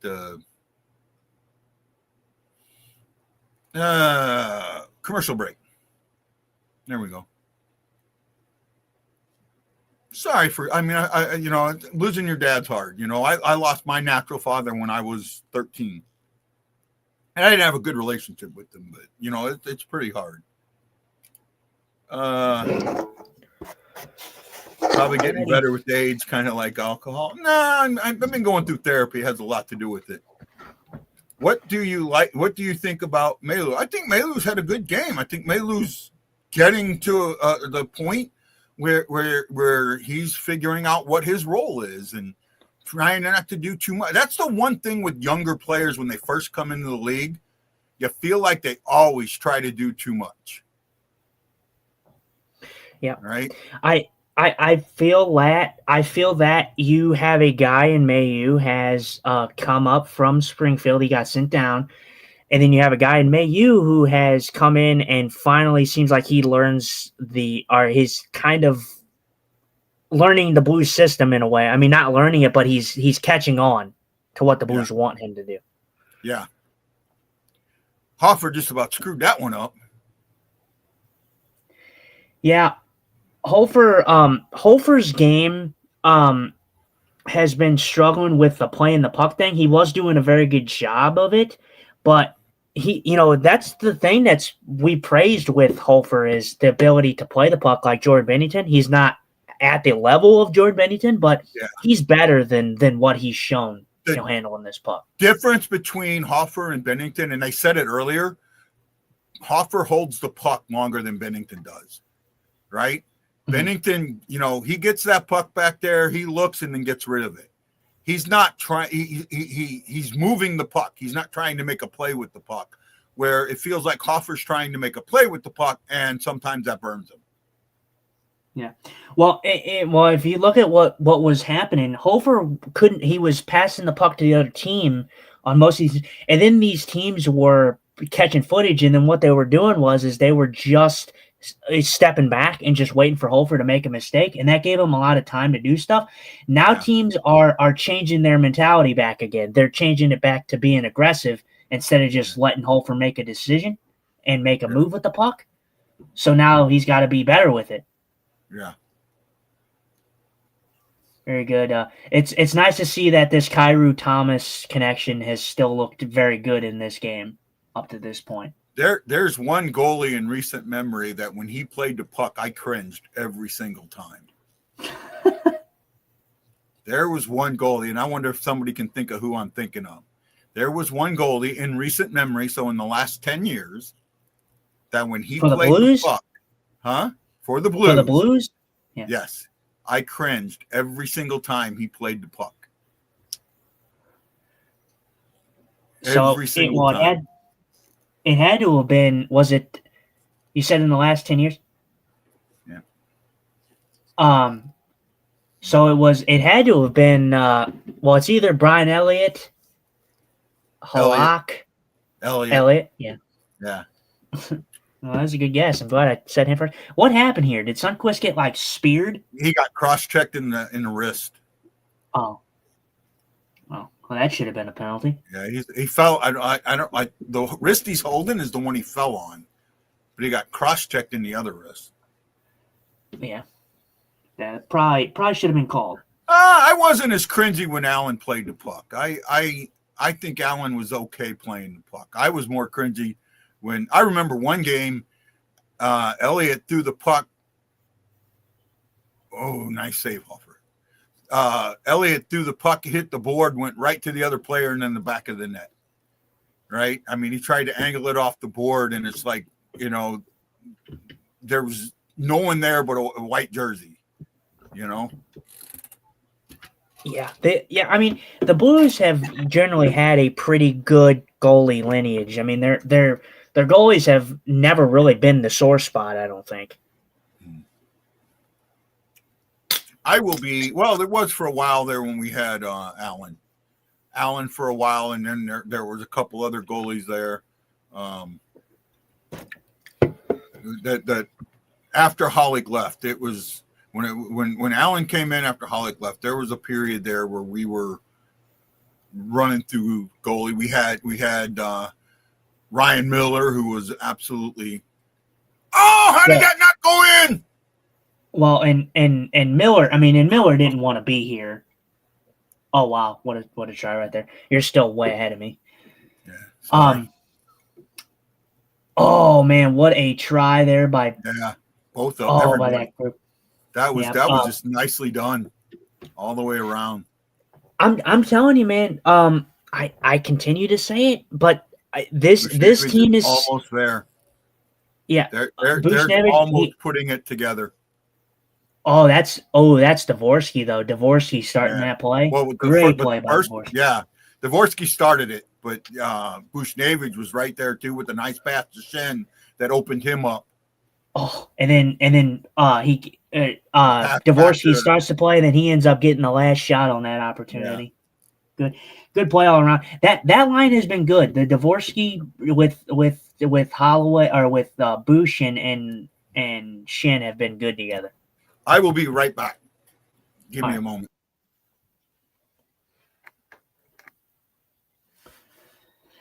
Well, I'm sure that most of everybody is ahead of myself here when it comes to the game here, but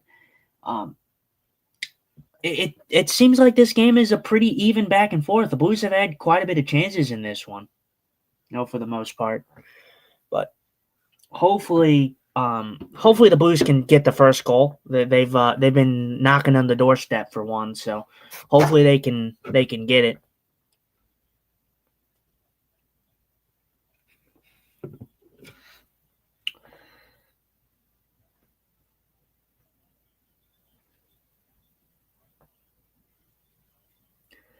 Man, the Blues though keeping Utah to a very, very low shot count. This is pretty impressive. I mean, obviously we're very early into the second period here, but 5 minutes in and Utah's only at 5 shots, so they're doing a good job keeping them low on the shot count.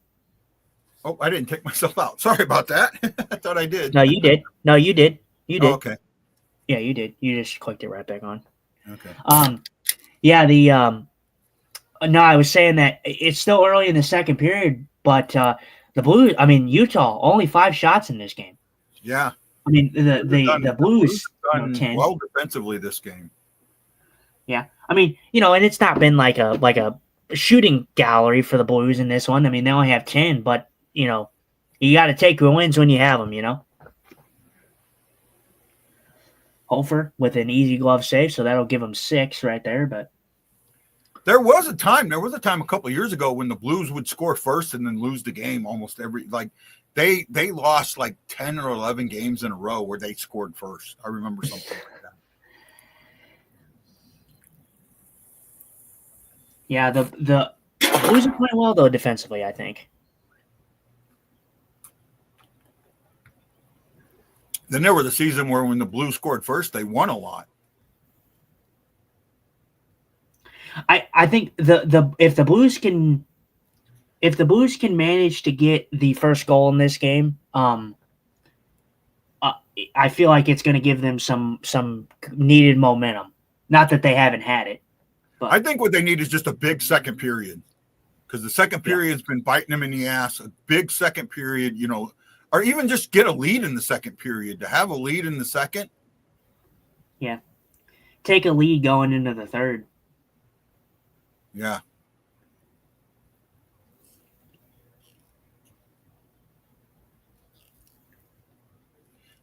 Ryan says, "Jinx it, why don't you, Justin?"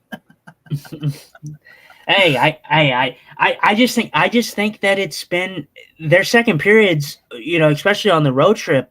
The second periods didn't look as bad. I mean, they got outscored, I think, in pretty much all of them second periods, but it's not to say that they weren't the better team in the second period. I thought that their second periods have been pretty good for the most part. They just need to score.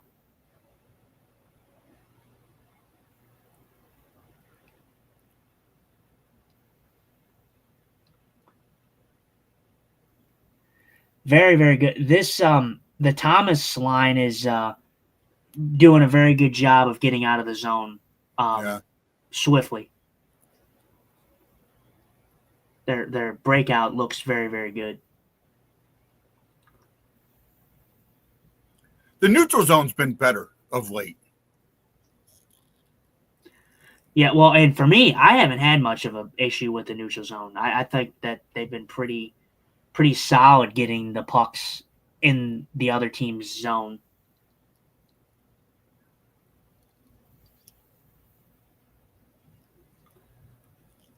Yeah, the Blues are out shooting them 3-2 this period so far. So, that was a high stick.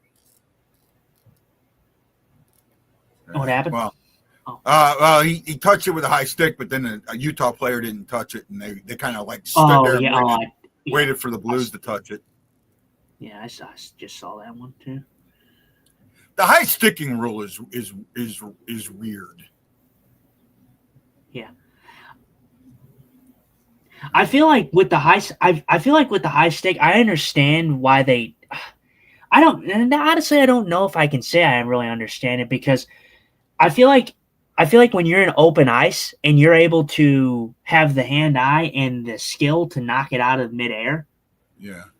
I feel like you should not be. I feel like you should be not penalized for that. Well, I think one of the things is when you are knocking it out of the air like that you are losing. Blues are going on a penalty kill. What for? Fault. Well, I know that. I was saying just what for? Interference. Oh, okay. So one the reason for that is to keep it's really to keep the sticks below the shoulders, right? It's what it comes down to, because that's where the control is, right?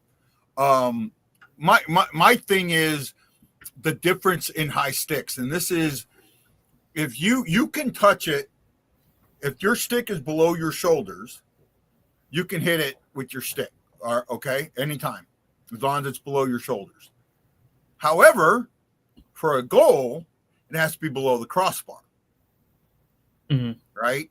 And that's where it gets confusing. And a high stick is only a penalty if you hit someone in the face, right? Yeah, well, yeah, and that's kind of where I'm coming from, because I'm like, if you're say like a team is clearing the puck or whatnot, and then like that player at the blue line has to lift his stick and high sticks the puck and is able to get that puck, I don't feel like you should be penalized for that. I feel like you're not penalized, but it shouldn't blow the play dead. I mean, if you have the ability to pick that puck off in midair, unless you're seeing a play where a player gets hit in the face, or like the goal is a high stick, over the crossbar, then I feel like it should just be let go in my mind. But that's just kind of how I view it. I think if I understand it, because part of this too comes down. I don't know if you remember the Sean Avery deal, right? Standing in front of the goaltender, waving his stick around, right? Yeah. The Avery rule. Yeah. So there's just a few things I see with that. And it's just it does keep the chance of someone getting hit. It lessens. Oh wow, it lessens someone getting hit in the mouth. That was an interesting. I will say that was an interesting interference call. I feel like McBain. Go. Damn. Oh well, I'm not. You're so far ahead of me. Sorry. This is where the Blues have to take advantage of a Utah team because Utah is only 14% on the power play. Yeah. You got to dig in here and make sure that you get a kill here. Shockey says the issue is idiots would start waving their sticks around. Yeah, that's kind of like what I was trying to get at. Well, and I'm not saying that. Like I feel like there's a way, but I'm saying just in instance where the puck is in open ice and a player is able to bat it out of midair. Yeah. I feel like that's just skill. I mean, you should not be the play. I don't think should be played or blown dead. Well, it's only blown dead. It's only blown dead if the player from the same team touches it. Yeah. So if you hit it out of the air and it goes to the other team, it play on, and that's what happened in that case there. Yeah. Well, no. And I know how the rule works. Okay. I just think in an instance, I just feel like it's a show of skill. I mean, first of all, I get like I said, I get why they do it, but it's kind of a gray area, I guess, because it's the kind of the situation. Like you said, it's kind of what could happen, I guess, type of thing, like the different type of situation. But I just think that if a player is capable of batting the puck out of midair, that's just a skillful play in my mind. Like I said, obviously to the rule of the goalie, the high sticking for a goal and stuff like that, obviously, but.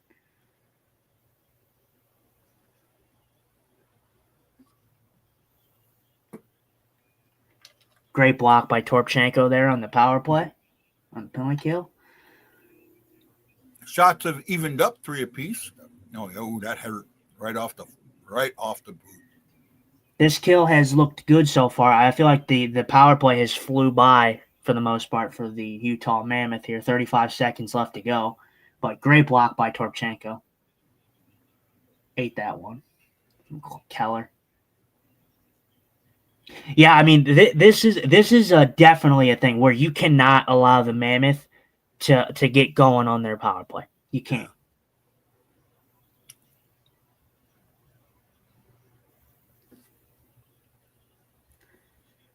I mean, I don't know where the Mammoth rank on the power play right now, but at 14%, it's not very high. I will tell you, they're probably at the bottom of the league. Yeah, I mean, 14% is not good. I mean, under 15%, you're not doing well. 29th. I don't think. 29th out of 32 teams. Yeah, on the road, they're 24th. Yeah. 14.7 on the road. The Blues on the penalty kill at home are 66.7%. They are the worst team, and they're 28th overall on the penalty kill. Mm-hmm. Great kill by the Blues. But the thing with that is the Blues are also one of the best, the most disciplined team in the NHL. They are. Well, and I was actually seeing that too because the Ottawa Senators, there was an Ottawa Senators fan that was talking about the refs in the last game. And I said, well, there's no way you can, first of all, there's no way. I didn't have any problem with the officials in that game at all anyways. But you can't really talk about the officials in that game, especially from what I've seen in that game. But the Blues were playing. I was like, the Blues are the most disciplined team for a reason. You don't become the most disciplined team, for no reason. Yeah.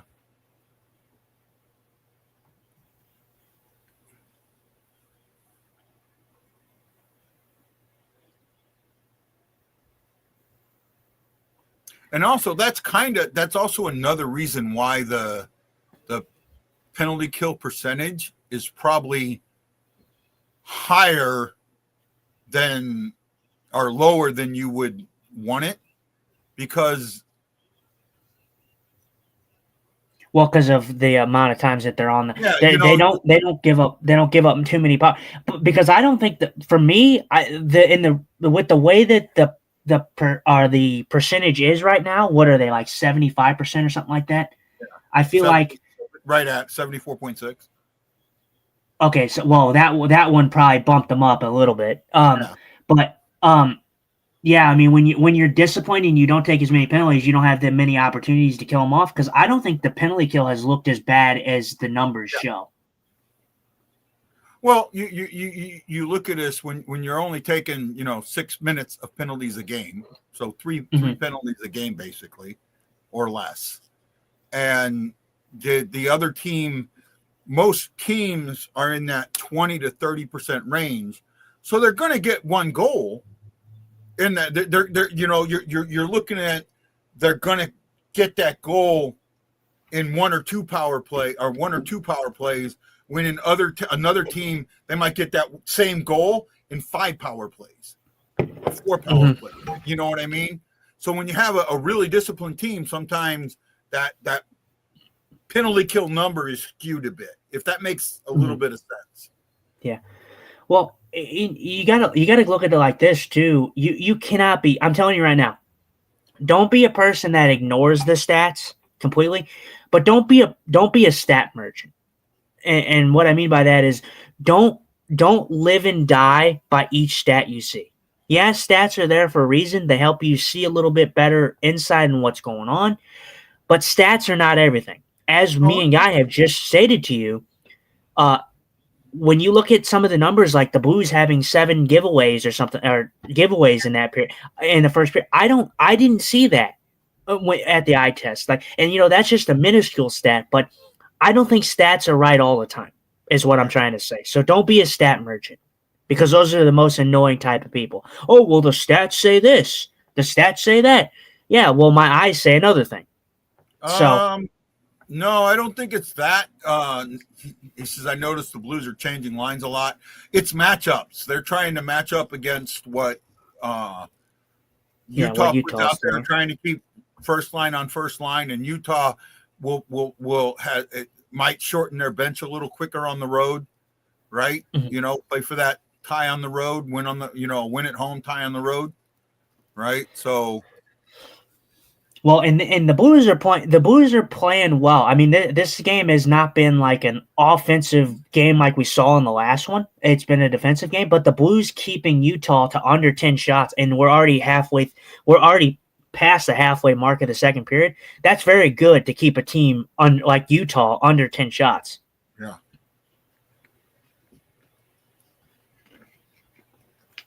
And I don't think.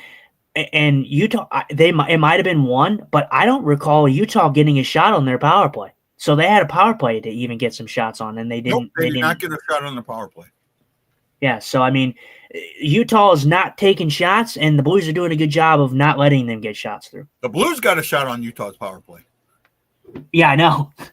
Or was it? Or was it? No, it was a miss, right? Didn't he miss, or did he save it? The goalie got it. Oh, okay. Well, yeah, it was a good chance by, I think it was Thomas, right? Thomas. Yeah, Tom. Yeah, they're doing well. Keeping Utah grounded right now, especially that first line grounded. Yeah, you got to keep that line grounded. Another icing by Utah.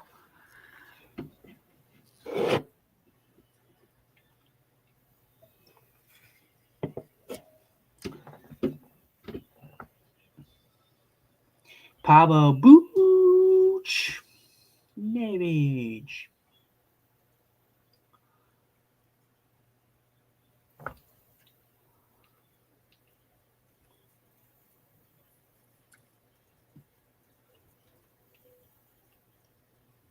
Oh, boy, if that just would have hit Shin a little differently, that goes in the net. I think he was aiming just to hit Shin and put it in the net.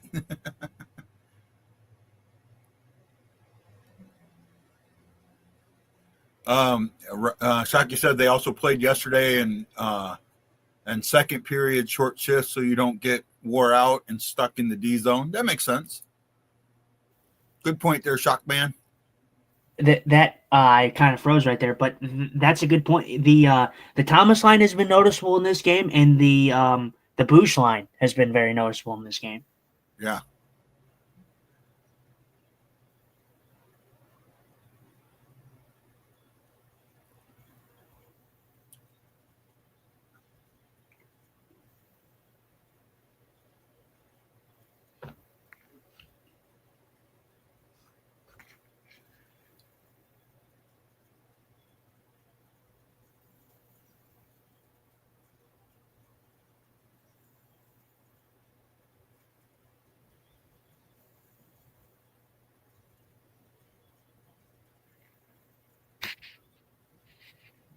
That's icing. Getting the Broberg. Oh, ice. Yeah. And ice. Hold on a sec, bud. Yeah. I'm just down now. I'm live. We're in the second period. You're not muted, by the way, pal. Oh, sorry.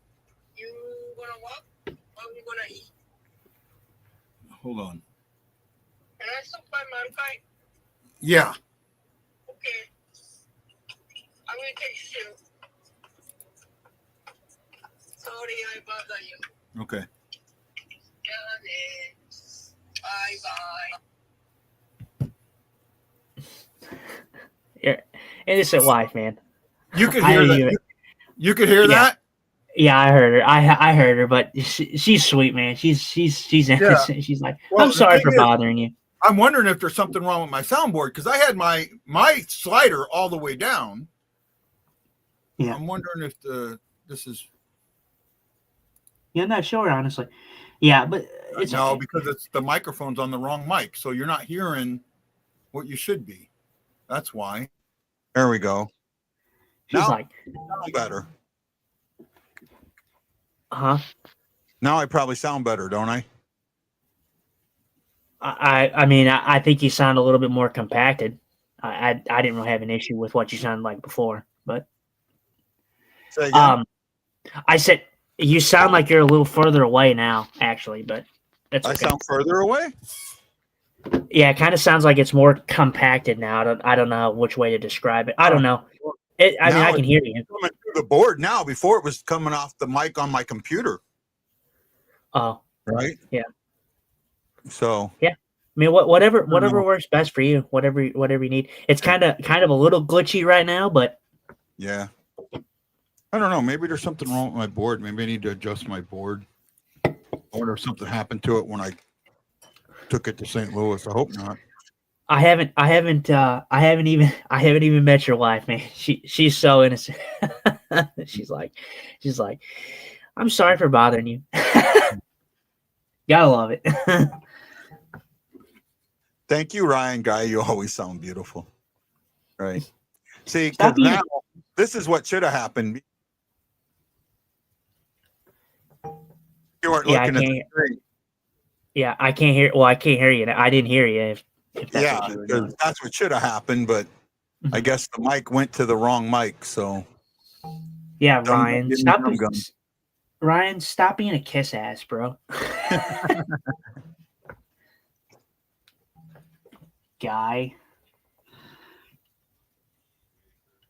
Oh, now they're showing some tribute of Justin Falk's old teammates. Or it might have been just Jordan Stahl. I think it's Jordan Stahl right there, but I don't think he played with a lot of the guys that they have now. A little bit of them, Svechnikov, probably Aho.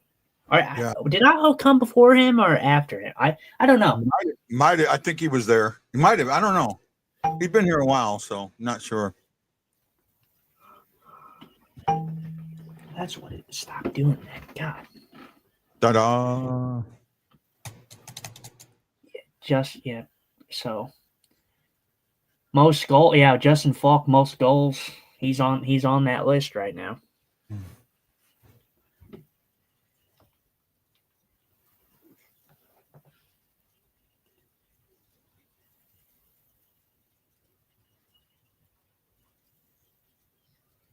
Oh, Snuggerud. Yeah. Showing that nipper.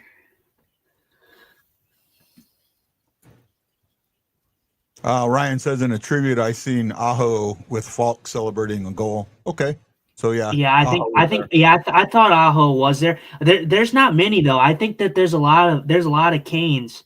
Yeah, Oh, very good try there. I think that there was a lot of Canes that actually weren't there that play now for the Canes. wow. What? Oh, the save. Yeah, Yeah, that should have been a goal. Carconi. Yeah, 2-on-1. Carconi, douche. Oh, he's right there. Holloway saved that. Oh yeah, very good, very good. I mean, but it's like what you were saying, what you wanted to see. He didn't get that. He didn't get it. He hit the side of the net.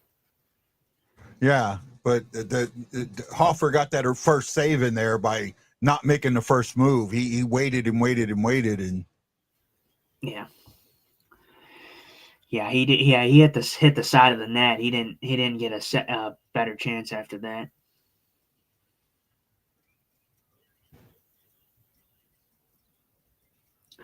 Yep, very scary moment there, but Blues stand strong. But like you were saying, what you wanted to see, the Blues playing for each other. You feel that support for the yeah, player, yeah, for each other. yeah. I'm with that.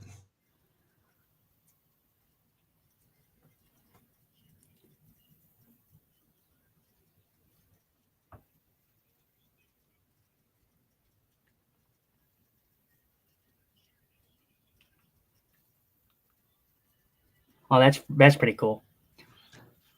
By the way, Did you hear Monday that? is my daughter's 30th birthday, so I want to say a big happy birthday to Maya Bensing. I know she's not watching, but happy birthday, Maya.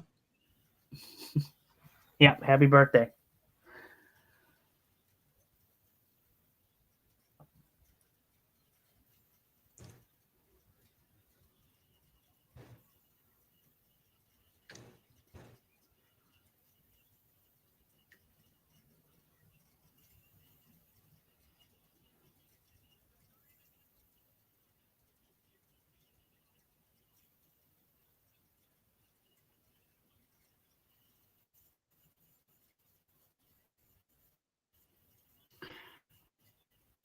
Good play by Holford, and to get it to Broberg, and then quick exit there.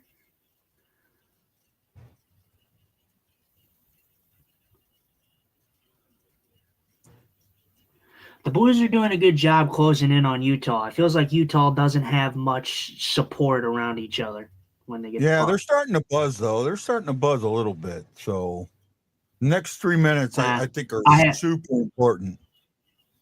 They got the one chance right there, but I'm not as keen to say that yet. I mean, getting the puck in and they haven't got any sustained offensive zone time. It's been a lot of one and done. A lot of one and done. Probably because I didn't remember it was your birthday, Ryan, and I don't remember when your birthday is, buddy. It's okay, Ryan. He didn't remember when my birthday was. It's okay. Have to give you a little bit of slack, guy. I knew yours was in November. I didn't remember the day of it. And actually, if you ask me now, I probably couldn't tell you. I know it's early November, like the 6th or the 7th, but I don't remember the date. No, you're wrong. So. The 9th.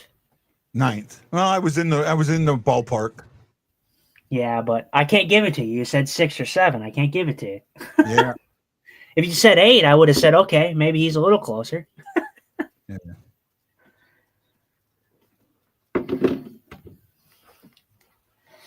Yeah, I mean this is not. I mean, it's not been a game that really anybody has grabbed in my mind.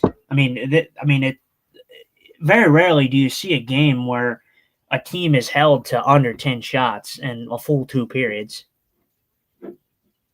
Yeah, Ryan says I'm seeing what guys see, and Utah seems to be ready to rush the ozone with numbers lately. It's concerned me a little bit. They're buzzing a little bit, but also, let's just see what the Blues do in the next 242.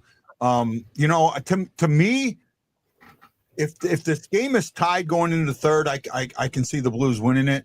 If they can get the goal, if Utah gets a goal here late, yeah, then I'm going to be super worried. This is the one. Right now you're at home. This is the time to take control, and this feels like it's going to be the team that gets the next goal is going to gain the momentum. Yeah, kind of thing.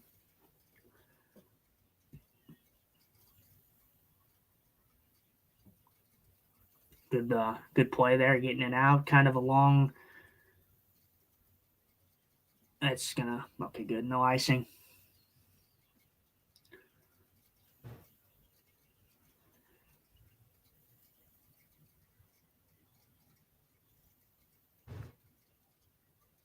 Nice. Yeah, don't throw your arm up like you thought that it should have been a penalty. That was not anywhere close to should have ever been a penalty.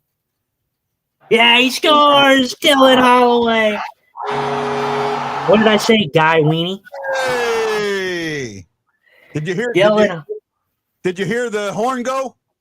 I did hear it a little bit there. Yes. I want to say shout out to the I don't know who said it. It might have been Ryan, but shout out to whoever had Holloway scoring the first goal because I do remember that Holloway. Yeah, great call. Holloway. Was it? No, I think it was Sister JJ. Okay, yeah, JJ, good stuff, buddy. Yeah, Holloway's picking up his game. He's not at the level that he was last year, but Holloway started the year slow, and then he really picked it up, and you're starting to see the Holloway pick it up. And Broberg, again, jumping up in the play, making something happen. What a shot by Holloway. Definitely a goal that was needed. Now, I think that this is going to be a game that the Blues are gonna just take a stranglehold to, I think. Yeah. At least they need to. They need to. Yeah, they need to, right? That was more Broberg than Holloway. That was Broberg. Broberg got in there and Torp just lost it. Yeah, Broberg is like I'm telling you right now. We're going to be talking about First of all, Broberg has to be extended. I don't care what anyone says. Broberg needs to be extended. And we're going to be talking about Lose to the power play. Okay. They're going to look at it. Maybe not. Well, what did they even call? Delay a game. It's where it went over. Was he out of the blue line?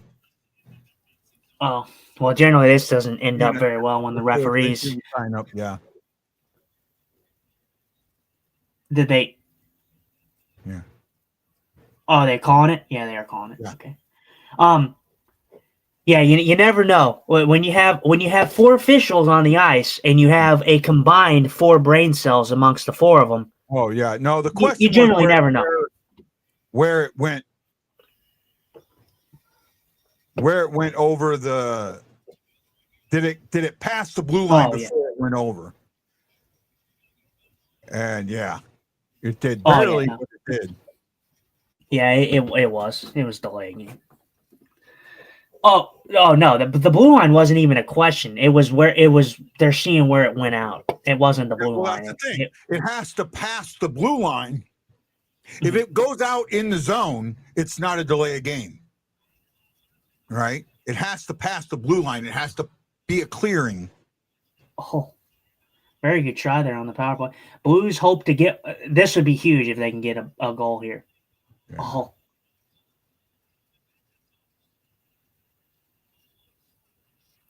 Oh my goodness. This power play is looking good though. That's a buzzing power play there. Yeah, that's a power play that has urgency. Yeah. Wants to get a goal, another one. I think the signing of Broberg and Holloway is I understand they both need to be signed as soon as possible, but I also think their agents are going to wait a little bit. I mean they're I just think that their agents are smart. They're going to wait, but they're going to decide whether they want to bridge or take the 8 years, and that's the important thing. Do they bridge or take the 8 years? And they also think, let's wait. It's been a tough season so far, so let's wait a little bit to see if, the season gets a little better and then, the money goes up. So that was looks to be the end of the first there, but or second, sorry. Broberg, for me, you need to sign both guys. And I do think that you will probably see them wait, agents wise, but you're seriously looking at a position. If I'm Doug and I'm Steen, I'm saying to Broberg, because this is generally what I'm feeling. Broberg is going to be your number one guy. Colton Parayko is going to be passing that torch eventually, and you're already seeing Broberg come into the guy that you wanted to see. Mm-hmm. So if I'm Steen and I'm Doug, I'm saying, hey, Broberg, I'm sitting you down. I'm saying, Broberg, we're expecting you to be, maybe not expecting you, but we think that you are going to be our number one guy. We want to ride with you. We took a chance on you in the, with the offer sheets. We took a chance on them when Edmonton clearly did not, despite what Edmonton will say, oh, these guys aren't good enough. They don't stay healthy. But, that's just a bunch of bull. We took two of their best young guys. So, yep. And how people were saying that the Buchnevich signing will be the worst Doug Armstrong signing ever. I think these offer sheets might become Doug Armstrong's one of his best moves ever. if Broberg continues to hit a upward trajectory. I do not think that the Buchnevich signing is going to be the worst signing ever. Right. Well, I didn't say that, but most Blues fans have said that. Yeah, I know. I think there's one signing, and I don't even freaking believe I'm going to say this. There's one signing that right now I think will be, because Buchnevich, there's still way much time for Buchnevich to figure this thing out, right? But there's one signing that I think will probably go down as his worst. One signing, one trade, right? And I think it'll go down in his worst. And I'm gonna throw this question out for the intermission. What do you think is the worst signing and the worst trade that Doug Armstrong has made in his tenure as the Blues GM? All right, I know where I am, right? Holloway, maybe bridge and extend Broberg. I think that may happen, Ryan. I'm not 100% sure, but that wouldn't be bad. Welcome back, E. Good second period. The Blues are up 1-0 on a goal by Holloway late in the period. Broberg and Thomas get the assist. Broberg just perfect there with that. The Blues will get about a minute and a half. A little less than a minute, about a minute and 2 seconds of power play time in the second period. Yeah, minute and 2 in the third period. Pardon me. Shots are 16-8. They were 8-4, so the Blues have doubled them up in both periods. Attempts. Let's see if I can figure this out for. 34 for the Mammoths and 36 for the Blues. Blues had 19 hits. Mammoths had 14. Blues had 14 giveaways. Mammoths had 10. The Blues, Mammoths had a takeaway. The Blues had 4. Blues blocked 13 shots while the Mammoths blocked 7. Face-offs this time skewed towards the Mammoths, 20-15, 57% to 43. The Mammoths do not have a power play. The Blues are 0 for 1 with 1 in. Yeah. The Mammoth have a power play. They went 0 for 1. Yeah, I take that back. They did have 1. Yeah, they're 0 for 1. You're right. Falk for interference. I forgot about that. My bad. I can see how you can forget, because it didn't look like much of a power play because the Blues had, I think, the only shot on it. So, yeah. But yeah, that was where you needed to see. I would love to see the face-off numbers a little better. I mean, okay, like, it hasn't costed them in the long run here, but that was another sore spot for the Mammoth. They were under 50%, while the Blues are above 50% this year, just by a slight margin. They'd like to. Both of those teams obviously would like to raise that a bit, but I'd like to see the Blues win a little bit more faceoffs. But other than that, this has been a good game. I mean, a game on a back-to-back where you played an Ottawa team that got a Brady Tkachuk back. You kept him subdued for the most part, and then now you're subduing a good young Utah team. Yeah, very very. They played well tonight, and Boberg rushing to get that, and then that little back pass to Holloway. There's no way that who's their goalie, Vejmelka, had any chance at that. Say again. Yeah, Vejmelka.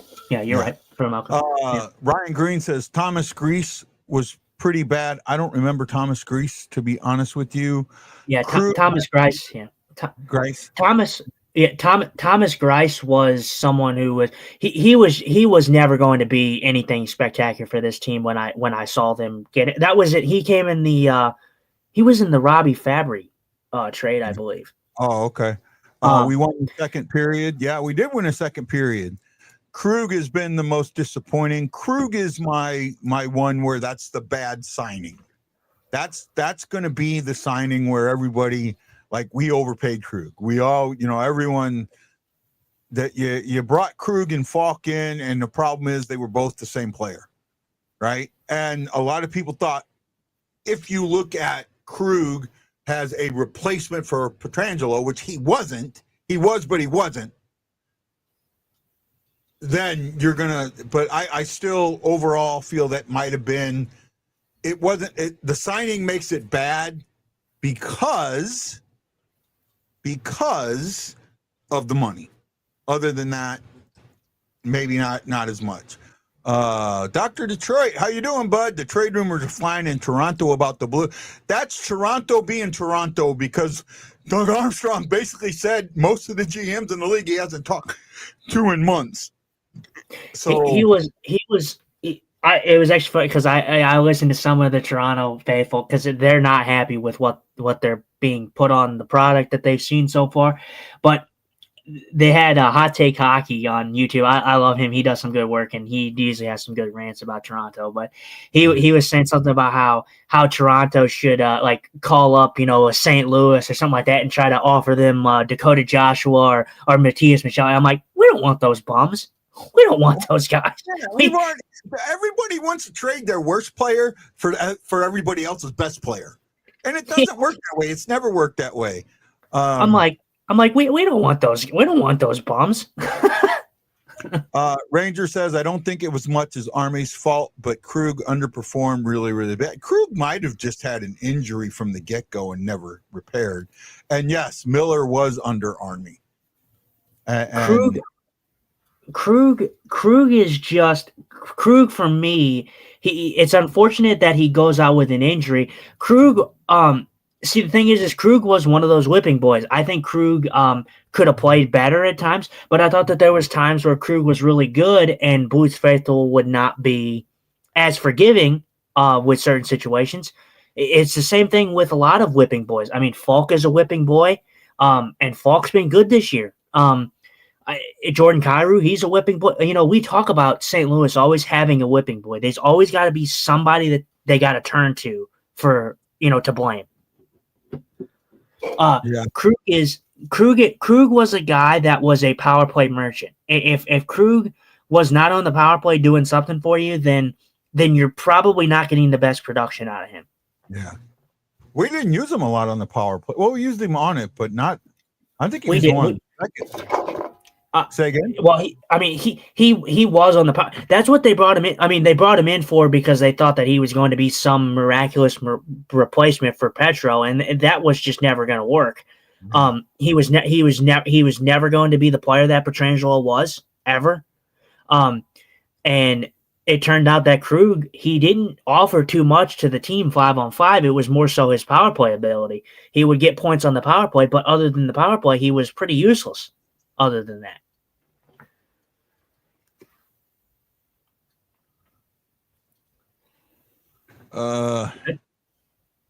Devo wasn't ready for that no-look pass where we almost had two. Yeah, I seen that, Jason.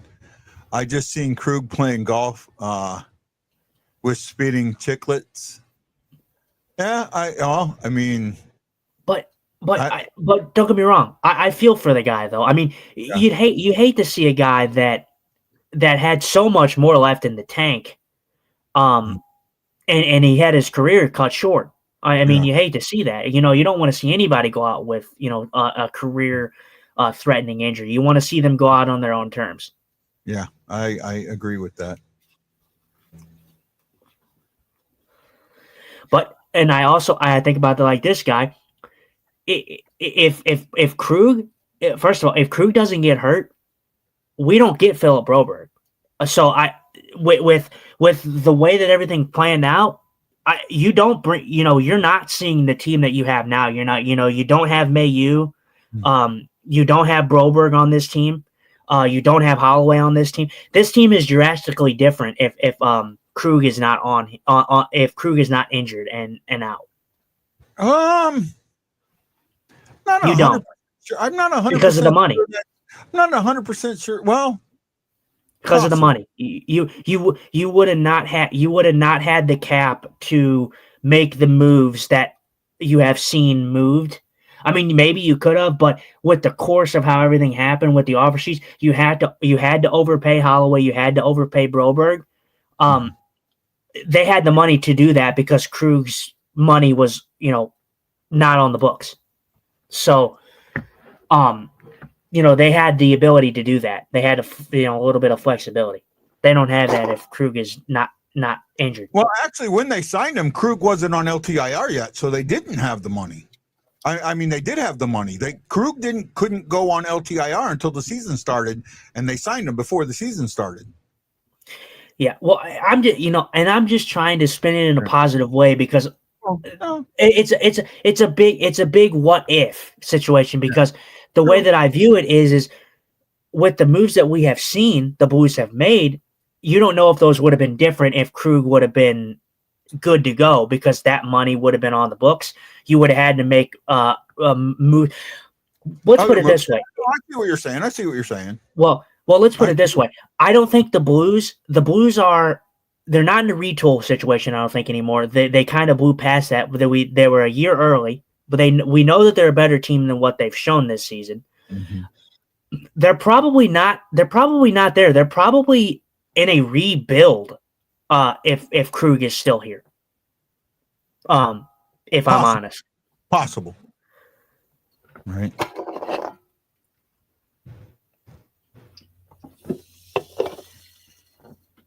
So they're showing the penalty kill. The penalty kill was very good in that period for them. Only one penalty to kill, but looked very good. Yeah, no, it did. And I like how they did the diamond. How I mean, they're showing the diamond now, but the box and the diamond, but yeah.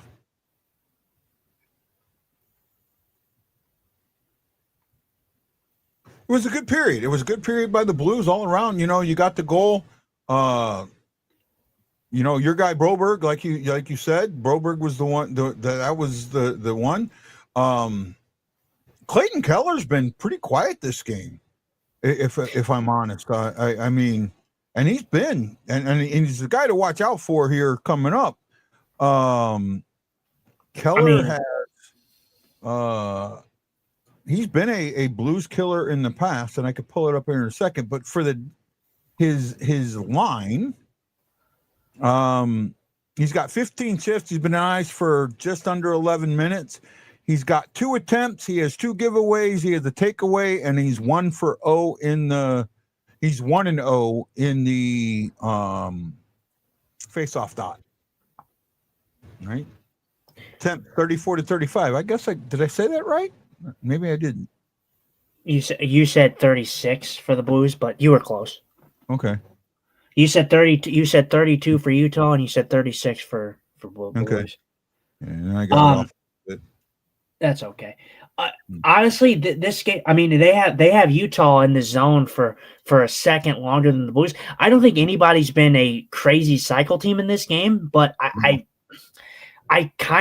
I'm kind of finding it hard to believe that Utah would have more positive ozone time than the Blues. I mean, it's only by a second, but the Utah Mammoth, they've been a lot of one and done in this game. A lot of one and done. Well, here's I mean, now the Blues have as well, but the Blues have. This is the moment for the Blues. You got a 1-0 lead, third period, tight game. You cannot sit back on that lead. You've got to be aggressive. You got to be smart. You got to be defensively responsible and offensive aggressive. Offensively aggressive, defensively responsible. You absolutely have to be. No ands, no ifs, no buts. Period. You have to. This is an important third period for the Blues. We saw them come out with a big third period yesterday, back to back. You're worried about being tired. You're worried about your legs. They short shifted. Hopefully, they get the rest during this intermission, and they're able to come out and do what they need to do on the ice. Yeah, this is definitely a thing that we want to see more consistency from the Blues closing out games. Like I said, this has been a good stretch of hockey for the last, I'd say, 2 weeks. 2 weeks, the Blues have been good.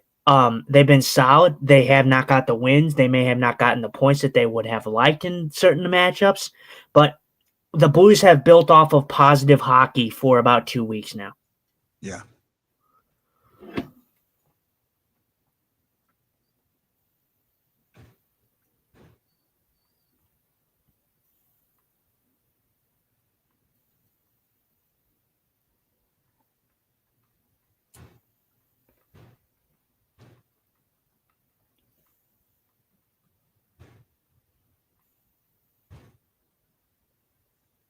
Yeah, I mean, anytime you can keep your and this is another thing that is weird for me, at least, is the chances along with the shots. So I get it; it's a different type of thing, but my thing is the Utah Mammoth have 8 shots in this game. I think it's 8, right? 8 or 9. Yeah. Well, that's true. Shockey just brought it up. That's true. They the Mammoths played yesterday in Dallas, and then traveled. So, both teams are playing on the back-to-back.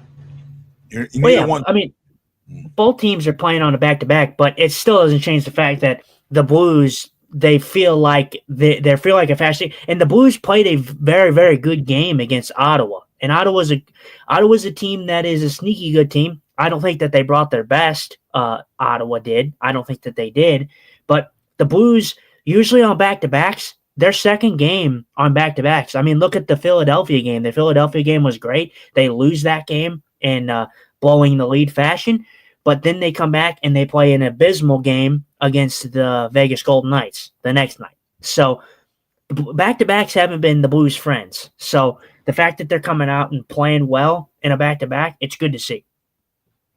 I agree. Hey, Sister JJ, I think it was you that had Holloway with the first goal. Good job, man.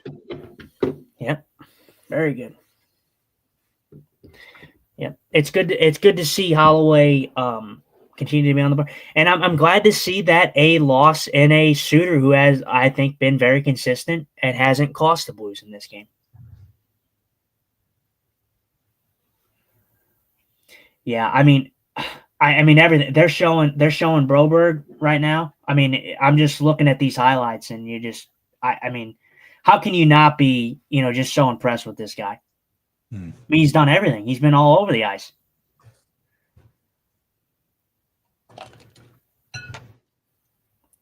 Good play by Broberg to get into play, though. But man, what a corral and shoot there by Holloway, though.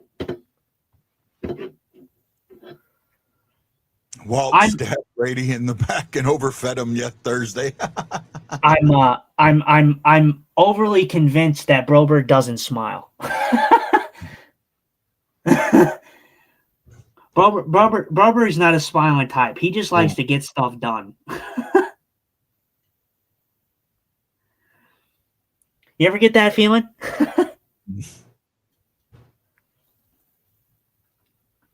Hello? No, I didn't hear everything you said. My headphone cut out. I said, I'm convinced that Broberg doesn't smile because I literally I feel like this guy just doesn't smile. Oh, that's a good chance by Kyrie right there. I feel like anytime I see Broberg, he just doesn't smile. He's like I want to get this shit done kind of guy. He's a take no BS kind of guy. Yep. I mean, I know he does. I know that that's probably just his type of personality, but I feel like he doesn't give off that smiling type. Green says he's just a calm, chill guy. Yeah, but the problem is, well, at least he's not on the ice, but we got one defenseman that's like that already that we need not to be. Don't need two. What? Oh, you mean what, Parayko? Yeah. Well, Parayko, I always hear that Parayko is just such a nice guy in person and stuff like that, and I'm sure he is. But yeah, you would like to see a little bit of that more toughness, but it's a little bit different. Parayko is a nice kind of smiley giant. He's like a giant teddy bear out there almost. Broberg is just like a very stern, like no smile, just all business kind of guy. Yeah. The referee almost had to jump into the Blues bench right there. Yeah. Ryan says, I get the feeling the Blues locker room is full of quiet people. Yeah. I would say that's probably true. I can think of at least 4, maybe 5. I'd say Justin Falk strikes me as an introvert, as a guy who's very quiet. Falk, Kyrou, Broberg, not Parayko per se, but Parayko's still got just a too nice personality. I would say Robert Thomas is probably pretty quiet for the most part. Yeah. I would say that he is going to be the next captain, but I think that he gives off more of a Ryan O'Reilly approach where he's probably hard on himself. Yeah. Where he's kind of an introvert, kind of to himself. You got to find a good balance with that. Mm-hmm. Yeah. Because if you continually blame yourself, the team's just going to say, well, I guess I played fine because Ryan said, the captain said it was all on him. At some point, that's what's going to mentally show up.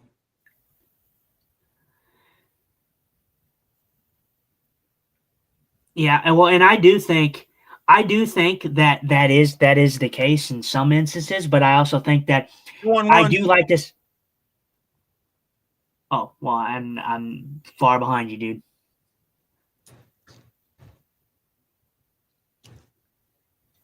Oh, you said 2-on-1. Is that what you said? Yeah. Yep. Oh, okay. I thought you said 1-to. I'm like, guy, you SOB. Stop, dude. Nope. 2-on-1. Nope. Yeah, I'm still far behind you. Falk is quiet but goofy. You're probably at the getting ready for the face-off now. Face-off. Nope. Still on the replay. Oh, yeah. Now we are. I'm a little bit behind you. I actually had to pull it up I pulled it up on my phone just because I'm so sick of being 30 seconds behind you on the TV. So I'm a little closer, not as close as I'd like, but yeah. Hoffer's quiet. Bennington's quiet. Walker strikes me as not being a quiet guy. Sundqvist is probably a quiet guy. Yeah, the Blues probably have quite a bit of quiet. A lot of, I would say, maybe not quiet guys. I'd say introverted guys. Yeah, would be the thing I would say. I feel like you don't have a lot of out there type personalities. For the when O'Reilly, Perron, Tarasenko, and Pietrangelo left, that kind of extrovert, locker room kind of went left with it.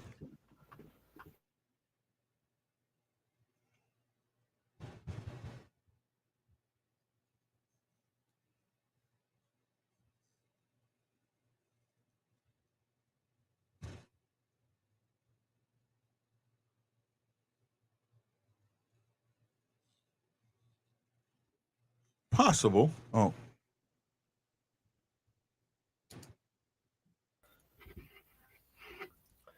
Yeah. I don't know why it just randomly just kicks me out.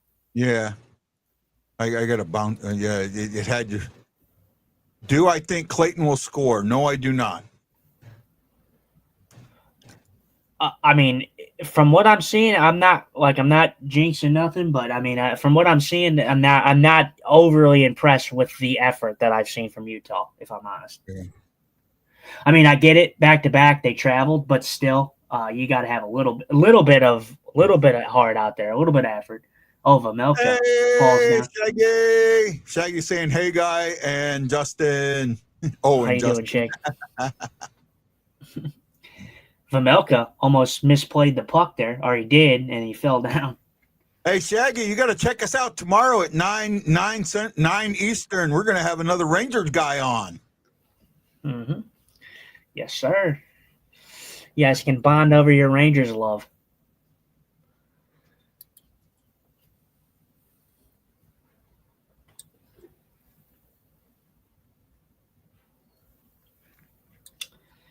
So, we got the quarter zip. I don't know how I'd look in a quarter zip guy, if I'm honest.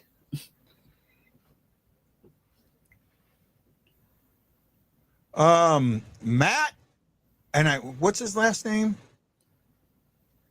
I'm gonna say Leopolis or Leopolis or something like that. Matt Leopolis from Instigators Hockey. Mm-hmm. Yep. He does some good work covering the Rangers. He covers some other stuff around the league as well. But yeah, give him a listen and give him a follow. He will be on tomorrow with us.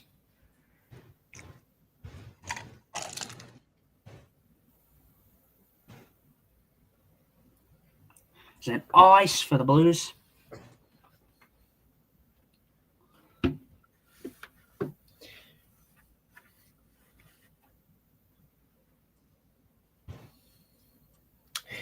Yeah, you're seeing, but we were talking about this. I mean, we'll talk about this more tomorrow, but it's just the league standings as a whole. I mean, you look at who's leading the Pacific Division right now, guy. Who's leading the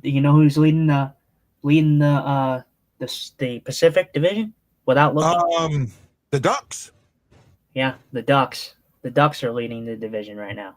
Leading that conference or division, sorry. Yeah, the Ducks. The Ducks are playing great hockey right now. But like I said, it goes to show you that it's not just the Blues that are having a weird year. The whole league is up and down. Like the teams that you would expect to be higher are not high right now. They're low. And the teams that should be low are high right now, which it's gonna come down eventually. You're already seeing it now with Chicago, like we said, how that wasn't gonna last. And we're starting to see Chicago trend downwards, just exactly like we thought we would. Just woke up and Oops. Are we getting a penalty on that? No penalty? I don't know. I didn't. Is there a Utah guy's injured? He might be hurt. Oh, well, we're getting a scrum here. I don't think that was intentional. I'm sure they'll call it a knee on knee. I'm sure, but we'll see. I don't know who got hurt right there. Shaggy, I will send you it. I will send you his thing on X. I'll send you a DM on X, bud. That's not good. Logan Cooley down for Utah. That's not good for Utah. I want to see what happened here. Yeah, that's not intentional. That's not intentional. They can. There should be no penalty on that. He doesn't stick out his leg. That's not an intentional play. That's just an unfortunate knee on knee. That's not a penalty though. Yeah, Torchenko's not known to be a dirty player either. So. Yeah, that's unfortunate, though, that it's Logan Cooley, because Logan Cooley is their best player as of right now this season. They're calling a penalty?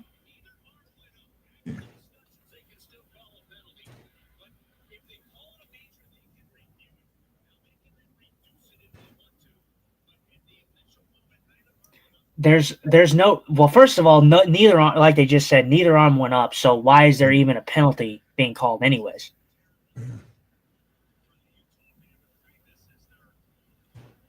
I mean, that's not that. Sorry, guy, but that's not a penalty. that's not a penalty.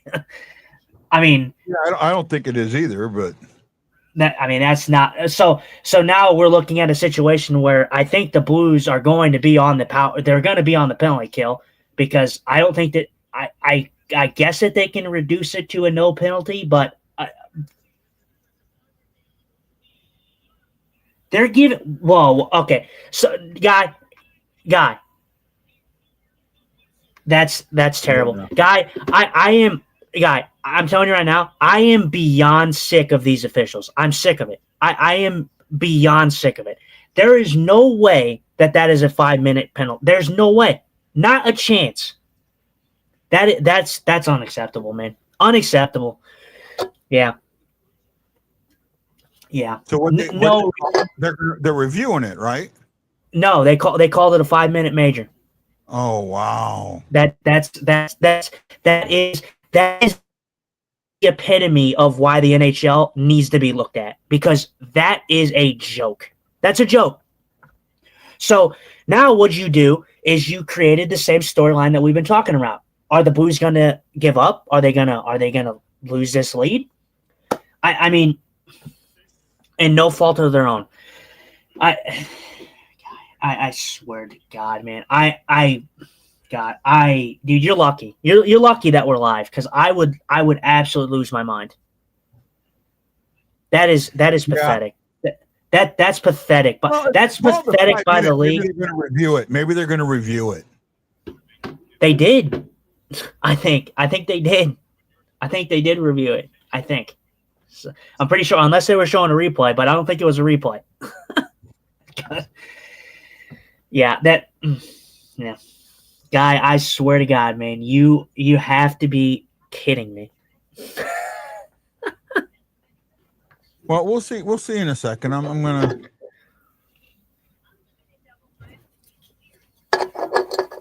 Oh, they did review it, and that's where they came back to. Wow. Yeah. Gave him a game good conduct too. All I can say to you, Guy, is the league needs to be looked at. That's all I can tell you. The league needs to be looked at. There is absolutely no reason why Torchenko should be ejected from this game. Absolutely none. You got a 10-minute game misconduct. So yeah. And the only reason they called it was because it's Torchenko. He's a fourth line guy, and the injury happened to Utah's first line guy. That's the only reason they called it. Yeah. If it's a Kevin Stenlund, it's a no call. I don't know if he's had another. I don't think it's a 1-game suspension for him, because I don't think he's had one in, like, the last one he had was in 5 years ago. So I don't think it's a automatic 1-game suspension for him. Yeah. So now it's gut check time. Really hard. Yeah, I mean, yeah, that's a bad call, Guy. Yeah, I agree. Like I said, the league as a whole needs to be looked at. I'm sorry, the league needs to be looked at. It's seriously getting to the point where it's beyond human element. First of all, there was no arms in the air. Well, first off, and then they call a penalty. Yeah. There was no call on it. You can look at it all you want, but yeah, man, I am stewing right now. It is unbelievable. Yeah. I got Justin to explode for me now. Ryan Green says normally Guy would usually explode at this. Well, Guy's been, and Guys has agreed with me on a lot of it, but Guy, I've been the guy on the officials. The Guy's been pretty lenient with the officials. That is not a good call. That's a bad call. Torchenko is not a dirty player. Torchenko is not known to be a dirty player. No. You clearly see on that replay that he doesn't extend his leg. Yeah. It's more of a height thing, you know. He's a tall guy. He's like 6'4". Cooley dumps the puck in and practically runs into Torchenko. I mean, hey, Somo, how you doing, buddy?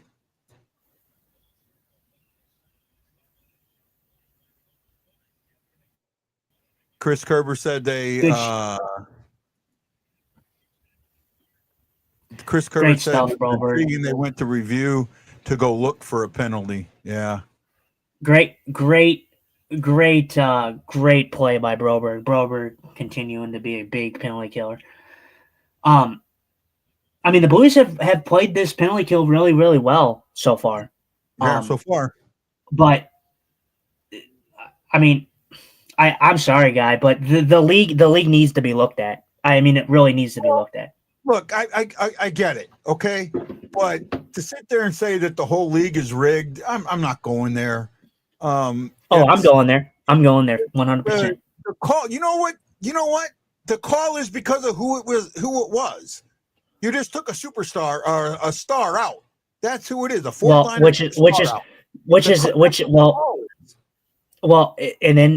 But that plays into favoritism. That shouldn't be the case. If any player gets hurt, you should be worried about their safety, not because of who it is. All right. Not because of who it is. That's favoritism. You know, the NHL shouldn't be about favoritism. It should be about keeping players safe when people get hurt.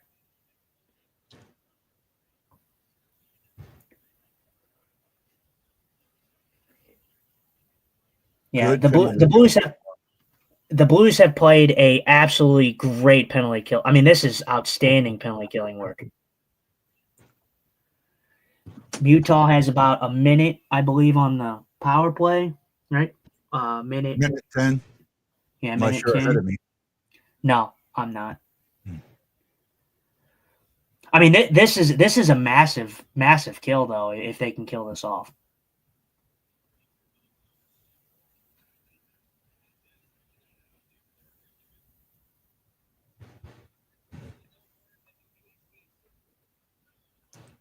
Good clear by Boberg there.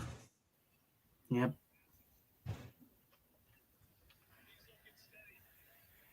I don't feel like it was a penalty. I don't.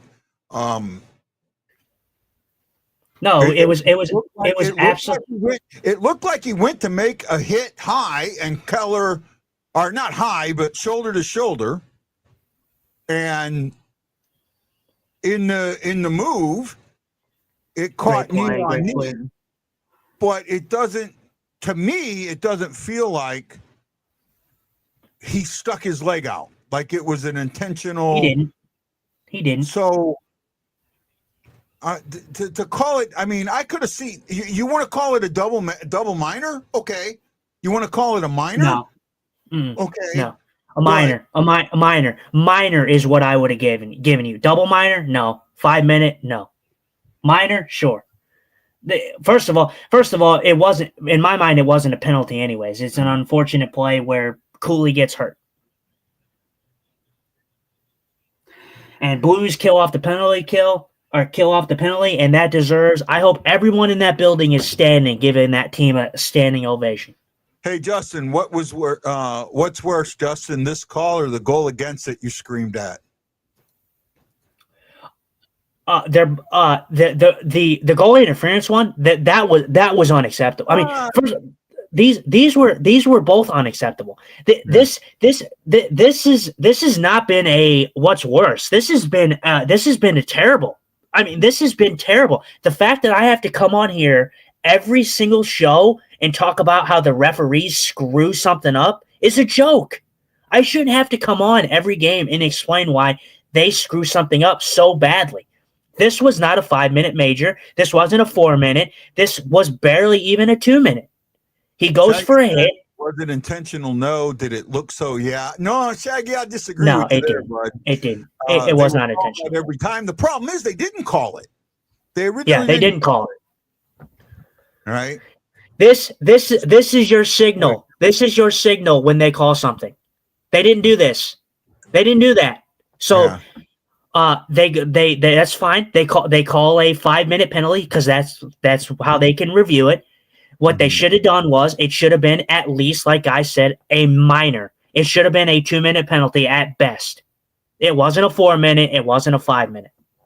Just simple as that. Toropchenko is not known to be a dirty player. He's not known to throw dirty hits. Even ever had a No, I don't think he has either. Or anything. Yeah, I don't think Torp's ever had anything to deal. Like, I know he's not a repeat offender. Yeah, well, and it's like Guy said, or it's like what I said in the beginning. The only reason that call was made was because it was Logan Cooley. If it was Kevin Stinlin or Marco Carconi, that play doesn't happen. It's probably a 2-minute at best. But the fact that it's Cooley, their best player, they're going to call that, and they're going to call it a 5-minute, which I don't agree with because that's favoritism. Well, actually, Ryan, he won't have a record until because it will be reviewed. All majors are reviewed by the player safety, so it all depends on what player safety comes out with.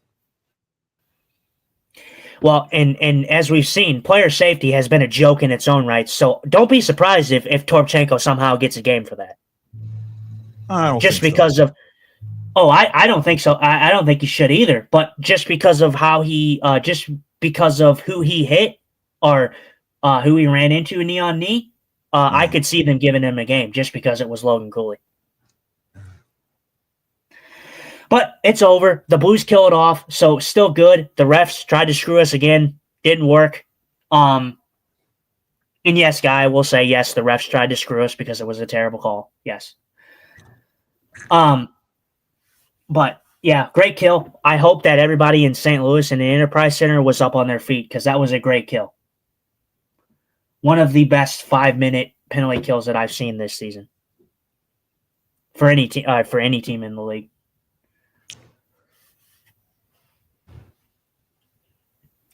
I mean, and that's what you needed. That's what you needed. We talked about this team closing out games, the inability to close out games. So, having that ability to kill something like that off is huge.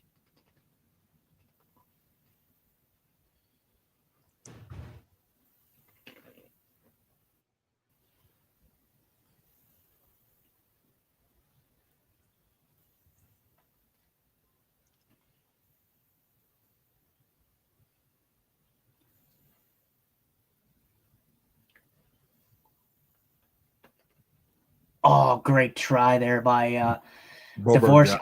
Broberg. That line's been playing very, very good. Broberg, man, that guy's been all over the ice tonight. That guy has just been incredible tonight.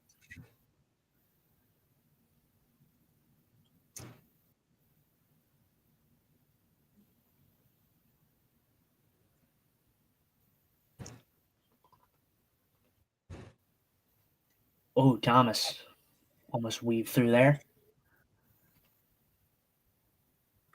Logan Mayu trying to get a shot on that. I like the shot first mentality. Probably could have had a little bit of better shot selection on that one, or a little better play selection there. But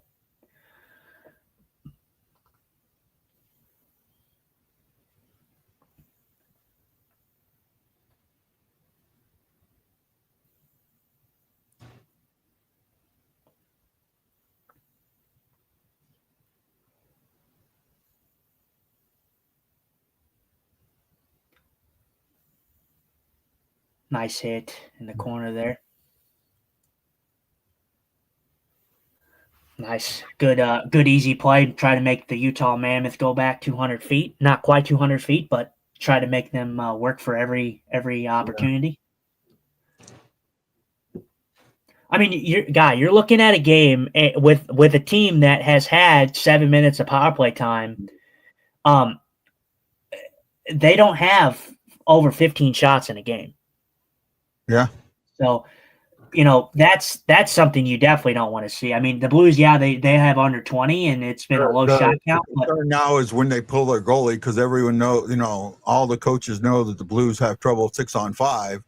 So you could see you're at the 440 mark. You could see somewhere in the next minute to minute and a half them pulling the goalie.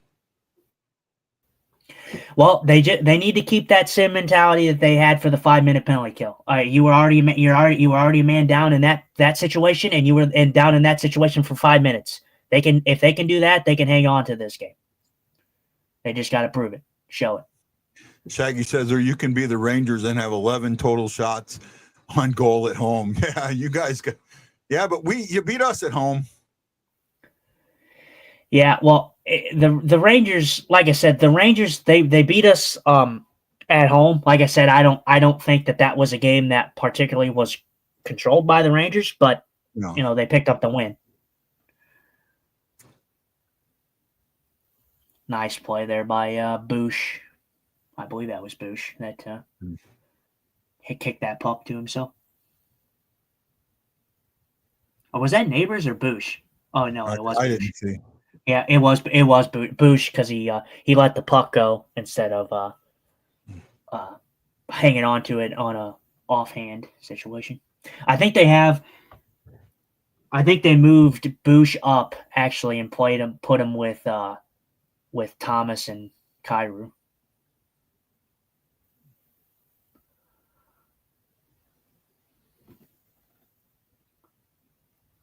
Holloway getting in there, being very tenacious right now.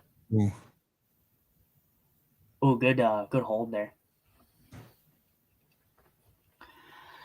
So we got about 3 minutes left. Yep, I'm at 2:56.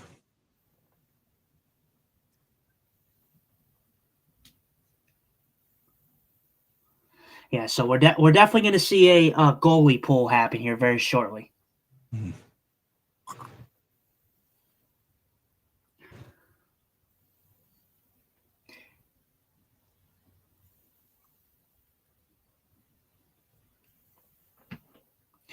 Oh, and I want to say too that I don't want my rant to be tasteless. I hope everything's good with Logan Cooley. I'd hate to see him go down because he's a great player and he's one of the best for Utah. But I'm just sticking up and saying what I think is right, and I didn't agree with that call. So, I wish the best for Logan Cooley, but that wasn't a penalty. I'm sorry.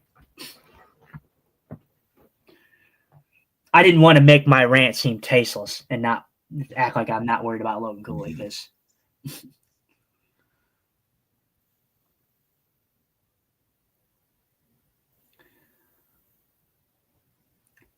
see the Blues are pushing the pressure though. They're not making it easy to where the Utah Mammoth can change. Yeah, or let them just come into the zone and play in defense. Yeah, I mean, if the Utah Mammoth are in their zone, they're not going to pull the goalie. So they're doing a good job of,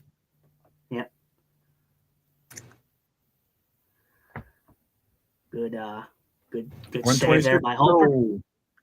Yep, clearing Utah out of the zone. Yeah, the Nick Schmaltz and Keller line has been relatively quiet tonight. The which one? The Keller and Schmaltz line. The Blues killers. Because Schmaltz is a killer too for us. Yeah. Hofer's had a good game. He's been like I said. I don't think Hofer's been overly tested in this game by any means, but I think he's been good when he needed to be. If you agree with that assumption. No, I do. He's played well. I love that. I love seeing that. Matthew Joseph, Holloway getting Schmaltz cleared out of the net because he just randomly just jumped on Hofer's head for some reason. Showing a comparison player by player, 12, 13. Oh, that's Fowler and Falk. Yeah, the timeout by Utah. Yep.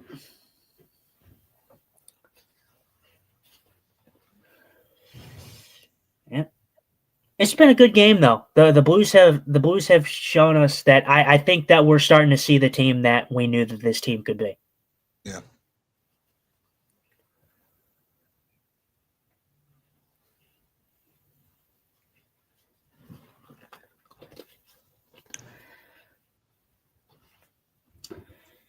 I'm sure for our post game we can kind of get into you can kind of go over some stat or some other things around the league, like a league board or whatever of what's happening around the league. Yeah, we can do that. I don't want to do a long post game. A couple of minutes. No. Need to do something though, because we haven't done a crazy long post game. I mean, we don't need to do a crazy long one, but Well, we got haven't the done show. it We definitely. got the show tomorrow. So Yeah, that's true. All right, so here we go. Gut check time here. We have a minute. That was an icing by the Blues on Yep. that one. icing with 119 to go. Defensively good, still no offense. They've had. I mean, they've had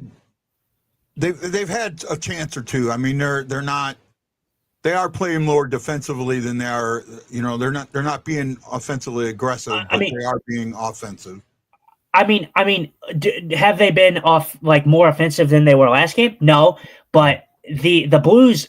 That's what I'm saying about Blues fans that are so hectic about. Oh well, the Blues don't have 7 goals, so they have no offense. It doesn't mean the Blues aren't getting chances. The Blues were getting a bunch of chances on the road to start this road trip, and then the Ottawa game they broke through with some offense, and this game has been a defensive battle here for them. Well, the thing is, Scary, you got to remember, man, we've already been on for 3 hours, bud. We come on a half hour before the game starts, and it's not always easy to keep talking. And a lot of times it goes down to 1 or 2 people, and it's not that. Blues keeping Utah. This is keeping them. Blues player injured. Face, yeah. Yeah, I don't know if he took a puck or if it might have been a stick. Puck. I think it was the Utah player actually in front. Was it a puck to the face or was it a? I think it might have been a. They said puck.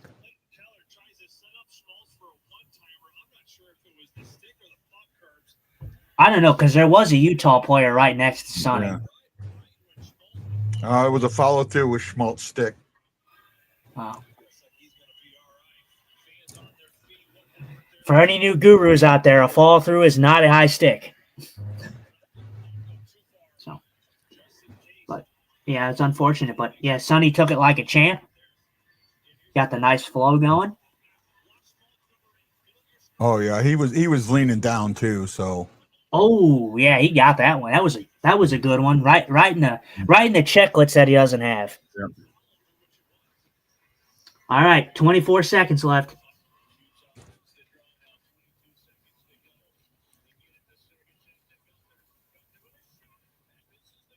Nice. Missed the goal. Good play. Nice. What a play by Bush right there to dive. 4 seconds. 3. There it is. 2, 1. Very, very, very good win for the St. Louis Blues. The Blues get a 1-0 shutout. Hoffer gets his second shutout of the year. Really, overall a good played game. They did get outshot in the third period, but you kind of expect that when you're behind, when you're ahead. Shots ended up being 19-18 overall, 10-3 that period in favor of the Mammoths. But the Mammoth had they also were on a 5-minute power play. 5-minute power play, yeah. And that's something that that's something that we'll probably talk about a lot tomorrow, and we'll see if player safety comes up with anything. I mean, they're going to review it; they always do. I don't know what they come out. I don't think so. I don't think he gets anything. Maybe if he could get a fine, but and again, I think it had. When I looked at it, the way I looked at it, it was a missed hit. So maybe they'll look at it that way. I don't know why. I like this win better than yesterday. One goal gutsy win. I thought yesterday's win was gutsy too. This was another good one. They did get that goal. 3 stars of the game. Let's see who we got. Well, I know I kind of cut out there, but again, I want to say that even a fine to me is too much. Boberg with the 3rd star. Did I just cut out again? No, I heard you. Yeah, I was saying Yeah. Yeah, a fine to me is still too much. So, yep, Broberg gets third star. Yep. Hofer, second star.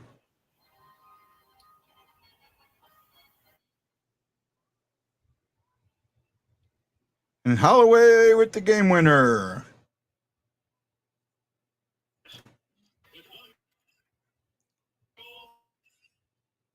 Holloway. All right. We need to catch the Owen well. We just need to Holloway. win games. So we don't need to worry about any other team but win games. You win games and everything else takes care of itself. All right. Let's see what Holloway's got to say. Get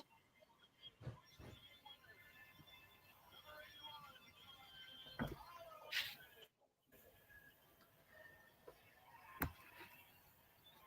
right, Dylan, you guys are starting to play.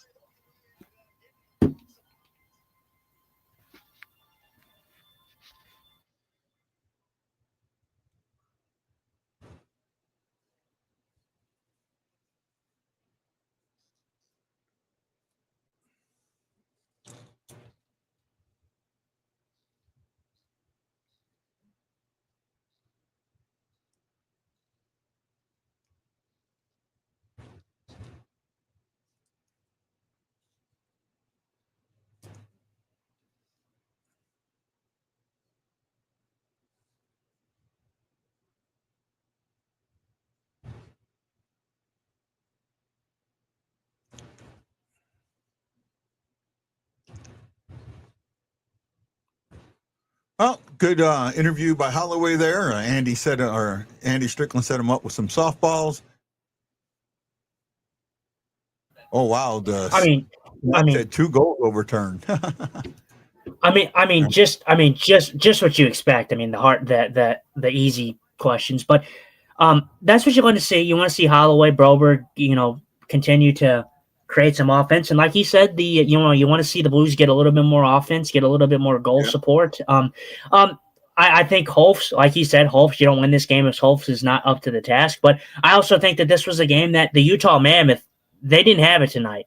They did have a back-to-back just like the Blues did, but this was not a game where Hofer was heavily tested. No, I think the emotion of last night was probably too much, and that may play into it a little bit. With Clayton Keller losing his father on Thanksgiving Day, and then playing the next game, and then coming home tonight, the emotion might have been too much. But you give it to Keller and you give it to Utah. They came. You got to play the games. The Blues the Blues did what they needed to do tonight. It was a good gutsy win, like was said earlier. 2 in a row. It's the first time they've won 2 games since the second and third game of the season. Back in October against Calgary and Vancouver. So now you just gotta, you got the game coming up against the Ducks, the team leading the Pacific. You got to be ready for it on Monday, December 1st. Don't know if we're going to do that game. We'll probably talk about tomorrow what games we might do, and we'll kind of look at the schedule and see what games we'll do. I might have people in the house tomorrow. That's why I may not be able to do that game. We'll kind of play that one. We may have to play Monday's game by ear. They're doing fire alarm testing. The city and county of Honolulu is doing fire alarm testing Monday and Tuesday in my house. So tomorrow, 8 p.m. Central Standard Time, we're going to have a special guest from Instigator Hockey, Matt. Oh, and I can't say his last name. And I had it right in front of me. Or whatever. Lips, Matt Lips. Yeah. We'll just call him Lips. Lipolis. So we'll call him Lips. Yeah, Matt Lips. We look forward to him tomorrow. We got a lot to talk about. We'll talk around the league. We'll, about an hour and a half show. So please join us. I'll probably get that show out later tonight.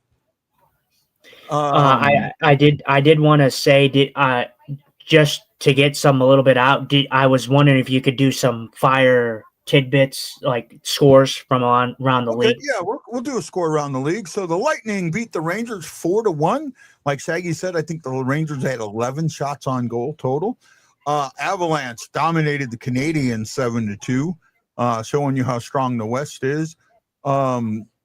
Oilers blanked the Kraken 4-0. In a shootout, the Bruins get by the Red Wings 3-2. Flyers slip past the Devils 5-3. The Maple Leafs trounce the Penguins 5-2. The Jets over the Preds 5-2. We don't leap them. Blues get a 1-0 win over the Mammoths. The Wild and Sabres are in a shootout. The Knights and Sharks are tied at 1 at the end of the first, and with 5:53 to go in the first, Vancouver and the Kings are scoreless, though someone said earlier that 2 goals were called back there. I haven't seen my Twitter yet, so I don't know that. What else we got, boss? Yeah, the leagues around. Yeah, I kind of figured that the Predators wouldn't take care of the Winnipeg Jets. So obviously, like you said, the Blues don't jump them, but the Blues are building off of positive stuff. Like I said, the Blues have played good hockey for 2 weeks now, and have been consistently playing good hockey, getting good chances. May not have got the wins and the things that they wanted, but you may not have jumped the Winnipeg Jets, but you stifled the Utah Mammoth again with another loss, so they stay where they're at. I don't know if you said the Blackhawks played, but I know the Blackhawks played yesterday and they lost to the Predators. Yeah, so, we're tied with them, but they're ahead of us on points percentage. They have 2 less games than us. Yeah, so I mean, like I said, decently overall, the Blues are in an okay spot. They obviously after a rocky start, they want to be better. They've shown us that they can be better. They can be more consistent. Hopefully, this continues because you're going to have to play a good team in the Ducks. They're only 3 points behind They're only 3 points behind the Mammoth. There's teams in front of them that you got to leap at the same time. But if you keep winning games, who knows? Ducks who are going to come in next on Monday are 15-8-1 with 31 points, 646 points percentage. They're leading the Kings by 3 points. Could be 1 point by the end of the night. Knights are in third there. Kraken are in fourth. Colorado leads our division with 42 points, 840. I mean, when are they going to fall to earth? Are they ever? Dallas not right behind them, but behind them at 720 with 36 points. The Wild have 32 points, and Mammoth at 27, Jets at 26, us and the Blackhawks at 25, and the Preds at 20. Please join us for tomorrow's show. I'm kind of talked out tonight, man. I apologize.